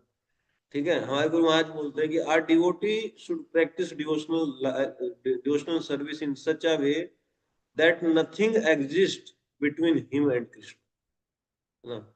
ये मैं कई साल पहले सुना था महाराज से, 2017 में, 2016 में, है ना, महाराज ऐसा बोल रहे थे। भक्ति उसको कहते हैं, भक्ति मतलब मैं और श्री कृष्ण, उसके बीच में कुछ भी नहीं है। जो बीच में आएगा उसको समझा बुझा कर हटाने का प्रयास करेंगे, नहीं हटेगा तो तज्जियो ताही कोटि बैरिसम यद्यपि परम सनी, है ना, ऐसे उसको त्याग देंगे। समझे ना, इसको भक्ति कहते हैं। महाराज कहते हैं कि तब रस भक्ति में आता है ना। भक्ति में रस ऐसे नहीं आता है कि छिटपुट जो है टिन टिन करते फिरने वाला इधर उधर, तो ठीक है कर लो, लेकिन उससे जो सुकृति इकट्ठा होती है, भक्ति ऐसी होनी चाहिए। हम किसी को कुछ नहीं कह रहे हैं, लेकिन ऐसी निष्ठा होनी चाहिए व्यक्ति में। समझ गए ना, सब लोग जो है सहयोग करे तो ठीक है, किसी को छोड़ना नहीं है, और कोई बीच में आ जाए तो उसको जो चेतावनी दे देनी चाहिए कि ऐसे जो है निकाल देंगे, है ना, जैसे दूध में से मक्खी। समझ गए ना, तो बेचारे घबरा जाएंगे, सब लाइन में लग जाएंगे, और नहीं लगे तो निकाल कर दिखाते ना। तभी तो फिर वेणु गीत होगा, ऐसे थोड़ा ना गोपी गीत समझ में आएगा है? तो ये है 44वां श्लोक। ठीक है, इसका मतलब ये नहीं कि क्रूर बनना है, हम ये नहीं किसी को सिखा रहे हैं क्रूर बनना है। एक्चुअली निष्ठा ऐसी होनी चाहिए। भगवान का भक्त तो बहुत जो है सॉफ्ट होता है, लेकिन सॉफ्ट होने का मतलब ये नहीं होता है कि मोह में होता है। समझे, दोनों में अंतर होता है। भक्त को बहुत सरल हृदय का, बहुत कोमल हृदय का होना चाहिए, लेकिन कोमल हृदय का अर्थ ये नहीं होता है कि वो जो है इल्यूजन में आ जाए, मोह में आ जाए, भ्रम में आ जाए, आसक्ति में आ जाए। काम वही करेगा जो करना है ना। हृदय बहुत कोमल है, हम भी चाहते हैं कि तुम लोग भी भक्ति करो, लेकिन तुम जब मान नहीं रहे तो बस छोड़ना तो पड़ेगा, क्या करें, है ना। छोड़ना तो नहीं चाहते हैं, लेकिन छोड़ना पड़ेगा, क्योंकि हमको जाना है, अब हमको रुकना नहीं है। ठीक है, 45वां श्लोक। ठीक है, ये समझ में आ गया। 44वां, कि भगवान में ही मन वाली, भगवान की ही चर्चा में लगी हुई, भगवान के ही निमित्त समस्त चेष्टाएं करने वाली, और उन्हीं में घुली मिली। ये थे उनके लक्षण गोपियों के। मन भी उधर ही, बोलती भी उन्हीं के विषय में थी, चेष्टाएं भी उन्हीं के लिए होती थी, वरना ऐसी ही पड़ी रहती जड़ की तरह। और उनमें ही समझो कि घुली मिली, समझ भी नहीं पा रहा था कि गोपी है कि कृष्ण है ना, ऐसी उनकी दशा हो गई थी। कृष्णमयी गोपी हो गई थी, सब राधा रानी सहित समस्त गोपियां। पुनः पुलिनम आगत्य कालिंद्यः कृष्ण भावनः संवेता जगु कृष्णन तद आगमन कांक्षितः। कृष्ण भावना, है ना, कृष्ण भावनामृत संग। देखो प्रभुपाद जी की कल्पना है कि ऐसा संग बनाऊंगा, है ना। देखो यहाँ से शब्द देख लो, गोपी गीत से पहले का शब्द है, यहीं से शब्द लिए हैं प्रभुपाद जी, है ना। कृष्ण भावना अमृत संग, कृष्ण भावना के अमृत का ये संग है ना, जिसमें कृष्ण भावना अमृत बट रहा है, लेकिन हम लोग इसको बिगाड़ दिए, है ना। हम इसमें जो है पैसा अमृत संग बना देते हैं इसको, है ना, चेला अमृत संग बना देते हैं। ठीक है, दिखावा अमृत संग बनाते हैं, ढोंग ढांग ये सब चलता है ना। ये सब नहीं करना चाहिए हम लोगों को, है ना। हमको कृष्ण भावना अमृत को समझना है। कृष्ण भावना मतलब गोपियों की भावना, है ना, गोपी भाव। ठीक है, अलग से गोपी भाव खोजने की जरूरत नहीं है। एक बार इस्कॉन में कुछ भक्त मिल करके गोपी भाव क्लब खोले थे, है ना। ठीक है, प्रभुपाद जी के जाने के बाद 1990 के आसपास गोपी भाव क्लब, अलग से क्लब क्यों खोल रहे हो, है ना। यही तो है कृष्ण भावना। देखो गोपी गीत से जस्ट पहला श्लोक है, अगले अगले श्लोक से गोपी गीत स्टार्ट हो जाएगा, है ना। प्रभुपाद जी ने जो कृष्ण भावना में संग बनाया है, तो ये गोपी भाव का ही संग बनाया है। अब आप पकड़ नहीं पा रहे तो बात अलग है, फिर वो अपना जो धूल भागते हुए इधर उधर, है ना। तो देखो, पुनः पुलिनम आगत्य कालिन्द्यः कृष्ण भावनः समवेता जगुः कृष्णं तद आगमन कांक्षितः। कह रहे हैं कृष्ण भावनः, ये गोपियों के लिए शब्द है, कृष्ण भावनः, है ना। कृष्ण भावनः मतलब श्री कृष्ण की भावना से युक्त गोपियां, ठीक है। कृष्ण भावनाकार समझिए ना, कृष्ण भावनः, जैसे कहते हैं ना क्रोधी है, वो क्रोधी आ रहा है, मतलब क्रोध से युक्त व्यक्ति आ रहा है, प्रेमी जा रहा है, यानी कि प्रेम जिसके हृदय में है वो व्यक्ति जा रहा है। तो कृष्ण भावना, कृष्ण भावना से युक्त गोपियां, तद आगमन कांक्षिता, उनके आगमन की आकांक्षा लिए, है ना, उनके आगमन की अभिलाषा वाली, समवेता, एकत्रित हुई, है ना। भक्ति में एकत्रित होने का भी बहुत महत्व है, समझे ना। भक्तों के संग में जब व्यक्ति भक्ति करता है, ये सिद्धांत बहुत जगह पे आता है, भगवान उससे बहुत ज्यादा प्रसन्न है। भजन ना करने दे रहा हो कोई, तो फिर एकांत में रहना चाहिए। अगर लेकिन भजन करने वाला कोई व्यक्ति मिले, तो तब ये एकांत का जो अहंकार है ये नहीं रखना चाहिए। वास्तव में कोई व्यक्ति सीरियस है और भजन कर रहा है, तो फिर जो है उनसे पूछ करके उन्हीं के निकट भजन करना चाहिए, मिलजुल करके भजन सबको करना चाहिए। ऐसा नहीं कि सब भजन करना चाहते तब भी हम अकेले भजन करें, ऐसा नहीं, है ना। समझ गए ना। तो देखो ये सब एक जैसी गोपियां हैं, श्री कृष्ण की भावना से युक्त, तद आगमन आकांक्षिता, कांक्षिता, उनके आगमन की अभिलाषा वाली, ठीक है। पैसे की अभिलाषा वाली नहीं, सुख संपत्ति की अभिलाषा वाली नहीं, अब उनका आगमन हमारे जीवन में हो जाए दोबारा से। समवेता, एकत्रित हुई, तो ऐसे भक्तों का संग खोजना चाहिए व्यक्ति को, है ना। पुनः कालिंद्य, पुनः मतलब फिर से, क्यों, फिर से क्यों, क्योंकि शुरुआत में भी कालिंदी के तट पर ही थी, है ना। यहीं से भगवान जो है रास किए थे और फिर जो है गायब हो गए थे, वन की तरफ चले गए थे, है ना। तब ये वन में प्रवेश की थी। तो पुनः फिर से पुलिनम आगत्या, पुलिन पर चली आई, किनारे पर। पुलिन मतलब पुल नहीं, पुलिन मतलब किनारा, है ना। यमुना के किनारे फिर से चली आई, आगत्या कृष्णम जगुहु, कृष्ण को गाया। क्या गाया उन्होंने, गीत गाया ये नहीं कह रहे हैं, क्या गाया, कृष्ण गाया, है ना। श्री कृष्ण को गाया। ये शब्द बहुत महत्वपूर्ण है। सब गोपियां आ गई और सबने श्री कृष्ण को गाया। यानी कि क्या हुआ, इससे क्या मीनिंग निकल रहा है कि जो गोपी गीत हम कल पढ़ेंगे, कल तो पढ़ ही लेंगे, है ना। मैं आपको जो है बिल्कुल सत्य बात बता रहा हूँ, है ना, कसम खा के कि कल तो पढ़ ही लेंगे, है ना। कल आप किसी झूठ नहीं बोलेंगे कि गोपी गीत नहीं पढ़े, कल तो पढ़ ही लेंगे, ठीक है। अब आ गए हैं, अब वो कहाँ जाएंगे, है ना, घुमाते घुमाते आ गए हैं। तो जो ये गोपी गीत पढ़ेंगे 19 श्लोक हैं, तो ये जो है श्री कृष्ण का स्वरूप है, समझिए ना। गोपी गीत कुछ और नहीं है, डायरेक्ट कृष्ण है। इसलिए यहाँ पे ये नहीं कहा गया कि कृष्ण गुणम जगु, जगु मतलब गान करने लगी, तो कृष्ण के गुणों का ज्ञान करने लगी या कृष्ण के लिए गान करने लगी, ऐसा कुछ नहीं। कृष्णम जगुहु, कृष्ण को गाया, समझ गए। वो जो शब्द है वो श्री कृष्ण ही, ठीक है ना। आई बात समझ में, तो ये बढ़िया लगा आज आपको। अरे कितने लोगों को ये घटना पता थी, है? मोटा मोटी पता थी, ऐसे डिटेल में पता थी, ऐसे ऐसा हुआ था, एक एक शब्द से। कोई एक दो लोग पढ़े होंगे बस, है बस, दो लोग राधा पढ़े। गुनी गोस्वामी महाराज जी की कथा सुन के पता थी। अच्छा, महाराज थोड़ा की कथा सुनो। कथा थोड़ा थोड़ा सुन के पता, इतना डिटेल में नहीं पता। एक एक शब्द है ना, एक्चुअली इन श्लोकों को जो है उच्चारण करना चाहिए, बहुत बढ़िया लगता है ना। श्लोक से उच्चारण करके बहुत अच्छा लगता है, अनुवाद भी इतना अच्छा नहीं लगता है। अनुवाद एक बार सीख करके फिर श्लोक को उच्चारण करना है। चलो एक श्लोक जो है पढ़ देते हैं गोपी गीत का, है ना। या कल ही पढ़े, कल ही पढ़े। पढ़ दीजिए प्रभु जी, एक श्लोक पढ़ पढ़ दीजिए। दीजिए। गोप्या ऊचुः, बोलिए। गोप्यः ऊचुः जयति तेऽधिकम्, बोलो। जयति जयति तेऽधिकम् तेऽधिकम् जन, अब भाई आप तो ट्यून चेंज कर दे रहे हो, मैं तो बड़ी मुश्किल से बना रहा हूँ। ठीक है, तो वैसे ही कोई पढ़ दो, एक एक पूरा पूरा श्लोक पढ़ दो। ऐसे तो हम वो इसकी 50 ट्यून में लोग गाते हैं। मैं पढ़ूं प्रभु जी? पढ़िए। जयति तेऽधिकम् जन्मना व्रजः श्रयत इन्दिरा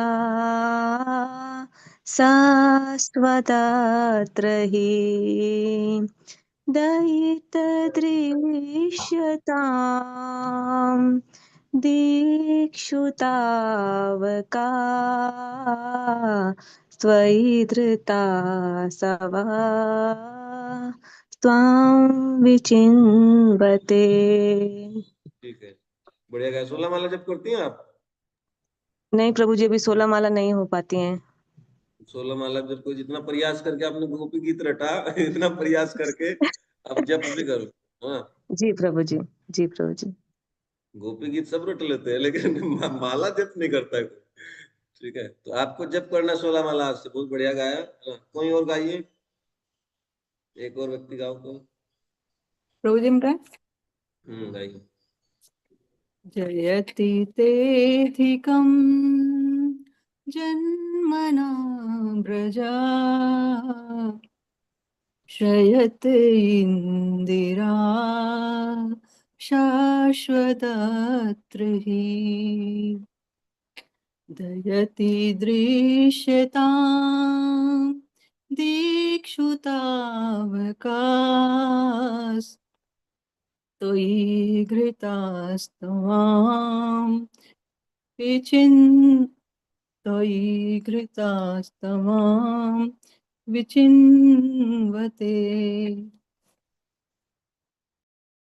और गाइए कोई। कृष्ण प्रभु जी, मैं गाऊं? गाइए। गोपीषु जयति तेऽधिकम् जन्मना व्रजा शरत इन्दिरा शाश्वतत्र हि दयितदृश्यताम् दीक्षुतावकाश त्वयि धृतासव त्वां विचिन्वते। हरे कृष्ण। और कोई गाइए। और कौन गाएगा? गाते हैं प्रभु जी। हाँ हाँ, रामेश्वर आप गाइए। गोप्यंतु जयतु तेऽधिकम् जन्मना व्रजा प्रयत इन्दिरा शाश्वतत्र हि दयतु दीक्षताम् दीक्षुकार्यैर्वृता स्वां विचिन्वते। तो वही इसमें जयति एक शब्द है, ते। अंतिम वाला जो प्रभु जी लाइन है, एक मिनट प्रभु जी, उसको कैसे बोलेंगे अंतिम लाइन को? हाँ, वही मैं बोल रहा हूँ। देखो, मैं उच्चारण करना आपको बता देता हूँ, फिर गाना तो आप भिड़ाई दोगे उसमें, है ना। तो उच्चारण करना बता देता हूँ सबको, फिर अपना गा लेना अपना अपना घर। जयति ते अधिकम, है ना। जयति ते अधिकम, अधिकम नहीं पढ़ना है, धिकम ही बोलना है। लेकिन ते को ज्यादा खींच देना तो छंद में बैठ जाएगा ना, क्योंकि वो जो है उसमें स्पेस देना। अधिक नहीं बोलना है आपको, ते धिकम ऐसे। तो अपने आप उच्चारण हो जाता है, अ शब्द अपने आप आ जाता है। जयति तेधिकम ऐसे। जन्मना वृजः, श्रयत क्या है शब्द? श्रयत इंदिरा, इंदिरा शश्वदत्र ही। तो शश्वत अत्र, है ना। ऐसा नहीं बोलना है, शश्वदत्र ही, या बोल दीजिए जैसा भी छंद में बैठे, ही। दयित दृश्यताम दिक्षु ताव कहा। देखिए, एक्चुअली ये 2 लाइन का है श्लोक। ये जो दयित दृश्यताम दिक्षु तावकाश त्वयि धृता सवस त्वाम विचिन्वते, ये एक लाइन है। अगर एक लाइन में बोलोगे एक बार, तो फिर स पढ़ लेना, और अगर इसको तोड़कर पढ़ते हो तो फिर ये आधा सा हटा देना। जैसे तावका और बाद में आधा सा है, तो तावकाश नहीं पढ़ना है, या तावका इस्तवई नहीं पढ़ना है ना। अगर तोड़ करके पढ़ना चाहते हैं तो पढ़िए तावकहा और त्वई, है ना, स को खा जाओ बीच में से, ठीक है। और अगर एक लाइन में मिलकर के कोई ऐसा छंद आपको आता है, ऐसी ट्यूनिंग आती है कि एक ही लाइन में पढ़ना है, तो तावकाश त्वई ऐसे पढ़ना है। लेकिन अधिकांश मुझको लगता है कि तोड़ करके ही पढ़ते हैं लोग, है ना। कोई कोई जो संस्कृत जानने वाले हैं वो एक लाइन में पढ़ते होंगे, तो इसको ऐसे पढ़ेंगे, दयित दृश्यताम दीक्षुतावका त्वयि धृता सव त्वां विचिन्वते। तो देखिए धृता सवस, एक्चुअली धृत असव, असव कहते हैं प्राण को, है ना, प्राण को असव कहते हैं। कैसे, एक श्लोक है, गत असून अगता सुनसा नानु सोचंती पंडिता। असु, है ना, गत असु जिसके प्राण चले गए हों, और गत असु, है ना, अगत असुन जिसके प्राण ना गए हों, दोनों के लिए ही पंडित जो है शोक नहीं करता है। भगवत गीता में है ना, 2 अध्याय का 3 श्लोक, चौथा जो भी है ना, नहीं 10वां है शायद।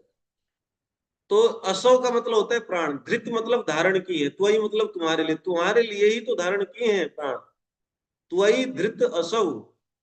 तो वो जो है धृता सवस नहीं है, धृत असव है, ये समझना चाहिए। धृता अस्वह, है ना, तुम्हारे लिए ही प्राण धारण करने वाली हम गोपियां, त्वाम विचिन्वते, तुमको खोज रही हैं, ठीक है। जयति तेधिकम जन्मना विजा श्रयत इंदिरा शश्वदत्रयी दयित दृश्यतां दीक्षुतावका त्वयि धृता सव त्वां विचिन्वते। ऐसे है ना। तो ये जो 2 शब्द है इसमें गड़बड़ करते हैं, तावकाश पढ़ते हैं उसको, और जो है धृता सवस पढ़ते हैं, तो उसका फील चला जाता है ना। शब्द को फील के साथ बोलना चाहिए। सवस क्या, सवस नहीं है, क्योंकि हम शब्द को तोड़ करके पढ़ रहे हैं जब गा रहे हैं, तो जब टूटेगा तो स गायब होगा, है ना। और मान लीजिए श्लोक पढ़ना है आपको, तो श्लोक में आप जैसा पढ़िए, दैत दृश्यताम दिक्षु तावकाश त्वयि धृता सवस त्वाम विचिन्वते, ये हो गया श्लोक पढ़ना। अब जब गाने की बारी आएगी तो सब तोड़ करके गा रहे हैं ना, तो उसमें स को गायब कर देना है। दयित दृश्यताम दीक्षुतावका, देखो मैंने तावकाश नहीं पढ़ा है, तावकहा, है ना, त्वयि धृता सव, स्वस नहीं पढ़ा है मैंने, त्वयि धृता सव त्वां विचिन्वते दयित दृश्यतां दीक्षुतावका त्वयि धृता सव त्वां विचिन्वते जयति तेधिकम, अधिकम नहीं, जयति तेधिकम जन्मना प्रजा श्रयत इंदिरा शश्वदत्रहि। ऐसे है ना। अब जो गाना जानते हैं और अच्छे से गा लेंगे, ठीक है ना। ये पहली बार पता चला बात किशोरी प्रीति माता जी, तावकाश नहीं पढ़ना होता है, तावकहा पढ़ना होता है ना। अभी एक्चुअली अधिकांश लोग गाना सीखते हैं, उसका अर्थ नहीं सीखते, है ना। वो तावकहा शब्द है, धृता सवहा, है ना।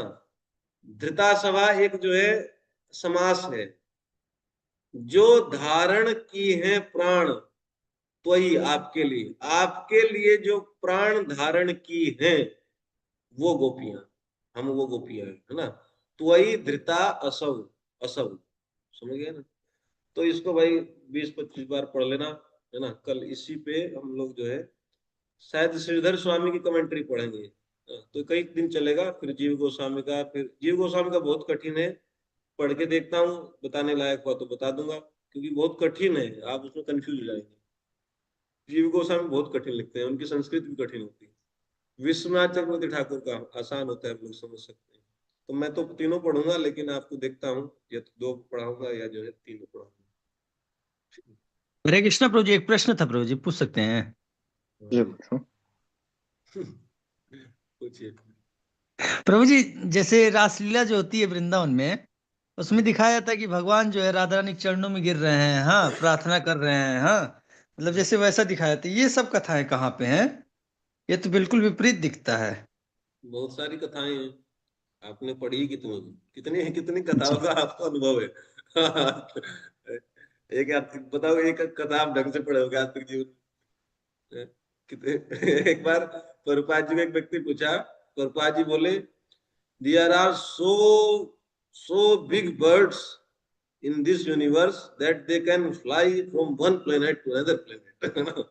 कह रहे कि ऐसी ऐसी बड़ी जो है पक्षी होते हैं, ईगल्स, चील होती हैं बड़ी बड़ी, कि एक ग्रह से दूसरे ग्रह पर ट्रेवल करती हैं। तो एक बोला, स्वामी जी मेरा क्वेश्चन है। तो बोला कि यस, है ना, ये विदेश में घटना है, यस। तो बोलता है कि स्वामी जी कि we don't have such experience, है ना, कि हमारा ऐसा एक्सपीरियंस नहीं है कि इतनी भी बड़े पक्षी होते हैं। पर इसकी तरफ ऐसे देख के बोलता है, हाँ, what experience do you have, you are still in the womb of your mother. जैसे हिंदी में कहते हैं ना, अभी तो अपनी माँ के पेट से भी नहीं निकला है, क्या अनुभव तेरा है? ऐसे है। प्रभुपाद जी अंग्रेजी में इसको ट्रांसलेट, प्रभुपाद जी कहावतें भी अंग्रेजी में बोलते थे, है ना। कह रहे हैं कि what experience do you have, you are still in the womb of your mother. तुम अभी भी तुम अपने माँ के पेट से नहीं निकले हो ढंग से, है ना। ठीक है, क्या अनुभव की बात करते हो? तो ठीक है, तो प्रभुपाद जी बोलते हैं कि जैसा बोल रहा हूँ वैसा सीख लो। ठीक है, अब क्वेश्चन ऐसा मत पूछो। तो वही बात है कि श्याम भक्त पूछ रहे हैं कि कौन सी ऐसी कहाँ लिखी है लीला? तो आपने पढ़ाई कितना है अभी तक? ग्रंथ इतने इतने हैं, इतनी इतनी लीलाएं लिखी हुई है भगवान की, आपने पढ़ाई क्या है? गीता में तो टिम टिम की हो 2-4 श्लोकों में अभी तक। अभी तो भगवत गीता के श्लोकों में टिम टिम हो रही है हमारी, तो अभी हम पढ़े ही कहाँ है? बात ये प्रभु जी, श्रीमद् भागवतम हम लोग के अमल पुराण है, तो हमारे अमल पुराण में भगवान नहीं गिर रहे हैं सीधे राधा रानी के पैर पे, तो हम लोग क्यों माने? यही तो अभी पढ़ाते समय था, यही फाइनल प्रमाण है। हाँ, तो इसमें तो नहीं है इतना शायद, मान लो है, ब्रह्म वैवर्त पुराण उराण में है, आचार्यों की टीकाओं में है, उनके सब हृदय में पुराणों में लीला है ना। हुई है। एक्चुअली राधा रानी का और श्री कृष्ण का जिक्र जो है अधिकांश पुराणों में है। हमको लगता है कि टोटल 18 पुराण, मैंने पढ़ा तो नहीं, लेकिन जितना मैं सुना हूँ जगह जगह से, लगभग हमको लगता है कि 18 के 18 पुराणों में राधा रानी का नाम है। केवल भागवतम में लोग जो है कहते हैं कि इसमें जो है राधा रानी का नाम नहीं। सुखदेव गोस्वामी की स्थिति अलग है, यहाँ पे सुखदेव गोस्वामी का प्रसंग सुनाया जा रहा है ना। वो बोल नहीं सकते भगवान राधा रानी का नाम, मूर्छा आ जाएगी। वरना सब पुराणों में राधा रानी का और भगवान कृष्ण की लीलाएं भरी पड़ी हैं। और ब्रह्म गोपाल वैवर्त पुराण चंपू में में शायद जो ज्यादा है, है क्या, ब्रह्म वैवर्त पुराण है कोई, ब्रह्मवैवर्त उसमें पुराण शायद। में। और इन्होंने जीव गोस्वामी ने जो गोपाल चंपू एक ग्रंथ लिखा है ना, उसमें आप पढ़िएगा। एक और है, दूसरा चंपू कौन सा है, एक और है ना, एक तो गोपाल चंपू है, एक और ग्रंथ है दूसरा जीव गोस्वामी, आनंद वृंदावन चंपू, है ना। तो इनको आप पढ़ना, खूब बड़े बड़े हैं ग्रंथ, गौड़े मठ से छपते हैं, बहुत संक्षेप में, मोटे मोटे ग्रंथ हैं, है ना। तो वो सब ठीक है। ये 2 श्लोक प्रभु जी बहुत एक साथ कोई पढ़ता तो अच्छा लगता है, पहला दूसरा, मतलब लगता है एक ट्यून में टाइप है पहला हाँ, तो कल पढ़ेंगे। अच्छा, एक और चीज ध्यान रखना, वो कल पढ़ेंगे, अभी टाइम हो गया। तो एक चीज ध्यान रखना, जो 19 श्लोक है ना, ये 19 श्लोक जो है सब गोपियों ने नहीं बोले हैं। ये भी बात हमको आज ही पता चली, कल, आज आज और कल भी। कल एक भक्त से हम सुन रहे थे साधु से कथा, तो उसमें भी बात पता पड़ी, और मुझको डाउट हुआ कि पता नहीं कहाँ से बोल रहे हैं। तो मैं पढ़ा तो श्रीधर स्वामी ने बात का रहस्य खोला है। पहला श्लोक एक ग्रुप ने पढ़ा है गोपियों के, है ना। कुछ 1000-2000 गोपियां एक श्लोक को बोली, फिर ये बोल करके जो है लगभग मूर्छित हो चुकी हैं, बोल करके क्रंदन करने लगी, कुछ मूर्छा आ गई, गिर गई, तब तक जो है एक दूसरा ग्रुप बोल पड़ा उधर से। समझ गया ना? कुछ गीत गाने की शैली होती है, आपने पता नहीं देखा होगा, लोक गीत में ऐसा होता है, स्त्रियां जब ढोलक बजा करके गाती हैं तो एक पद इधर की स्त्रियां गाती हैं, एक दूसरा पद बना देते हैं ग्रुप, तो दूसरा पद उधर की स्त्रियां गाते हैं खूब दम लगा के, है ना, फिर ये स्त्रियां गाती हैं, फिर वो गाती हैं, ऐसे 4 ग्रुप बना लेते हैं, वो ढोलक बजता रहता है। इसमें बड़ा, इसमें जो है हास परिहास होता है। तो यहाँ तो हास परिहास की बात नहीं है, यहाँ तो गोपियां रो रही हैं, लेकिन यहाँ वही शैली समझनी चाहिए कि एक ग्रुप ने, एक दड़े ने जो है, उनके गोपियों के ग्रुप ने जो है एक एक श्लोक बोला, एक विचित्र भाव में। अब दूसरे ग्रुप ने दूसरे भाव में दूसरा श्लोक बोला है ना। तो 19 भाव हैं इसमें गोपी गीत में, और 19 ग्रुप हैं गोपियों के जिन्होंने अपना अपना श्लोक बोला है। आ गई बात समझ में?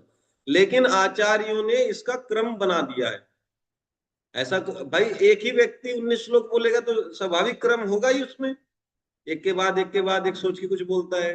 लेकिन जब अलग अलग लोग 19 बात बोले तो उसमें क्रम बैठाए हैं आचार्य, है ना, तभी तो गीत बनेगा। एक जो है उसमें कनेक्शन बैठाते चले गए सब। तो ये सब चीजें भी हम लोग पढ़ेंगे, ठीक है ना? ठीक है, चलो, हरे कृष्ण। हरे कृष्णा प्रभु जी। अरे इसका अशोक तिवारी प्रभु कमेंट्री जी करा। बहुत दिन से दिखाई नहीं दे रहे हैं। हाँ, कहाँ गए हैं पूजी? अशोक कुमार माता तिवारी, जी माता जी तो दिखाई पड़ रही है, प्रभु जी गायब है। अनम्यूट अनम्यूट करके बोलिए। अरे इसका कमेंट्री प्रभु जी भेज दीजिए गोपी गीत का। प्रभु जी उनको ये इन्फेक्शन हो गया हेड में, अच्छा तो उसका इलाज चल रहा है अभी। वो क्लास तो कर रहे हैं लेकिन दूर से बैठ के सुनते हैं। अच्छा, दूर पूरा से। हेड में और ये फेस में हुआ है, तो इसकी वजह से थोड़ा सामने नहीं बैठ रहे हैं, लेकिन बगल में बैठ के सुनते हैं। अच्छा, मेरे ऊपर ऊपर से हुआ है, मतलब स्किन पे हुआ है। वो स्किन कुछ पे। उन्होंने हेयर कट करवाया था, तो उसने कुछ डाल के मसाज कर दिया, इससे अच्छा, पूरा इन्फेक्शन हो गया इसे फेस पे। इन्फेक्शन। इसकी वजह से नहीं, क्लास तो कर रहे हैं, मतलब दूर से बैठ के सुनते हैं। ठीक ठीक है। हरे, दिखाई नहीं दे रहे थे, याद आ रहा था। अब मैं भी कल सोच रहा था। तो ठीक है, रामेश्वर बाबू बोल रहे हैं कि कमेंट्री कमेंट्री आ जाएगी। तो सूर्य नारायण बाबू को फोन खड़काओ सब लोग। मेरे पास तो फोन है नहीं कि भाई जल्दी भेजो जल्दी भेजो, हमारा छूट गया छूट गया। जब 10-20 लोग फोन करेंगे तो भेज ही देगा बना करके, है ना। चलिए ठीक, हरे कृष्ण।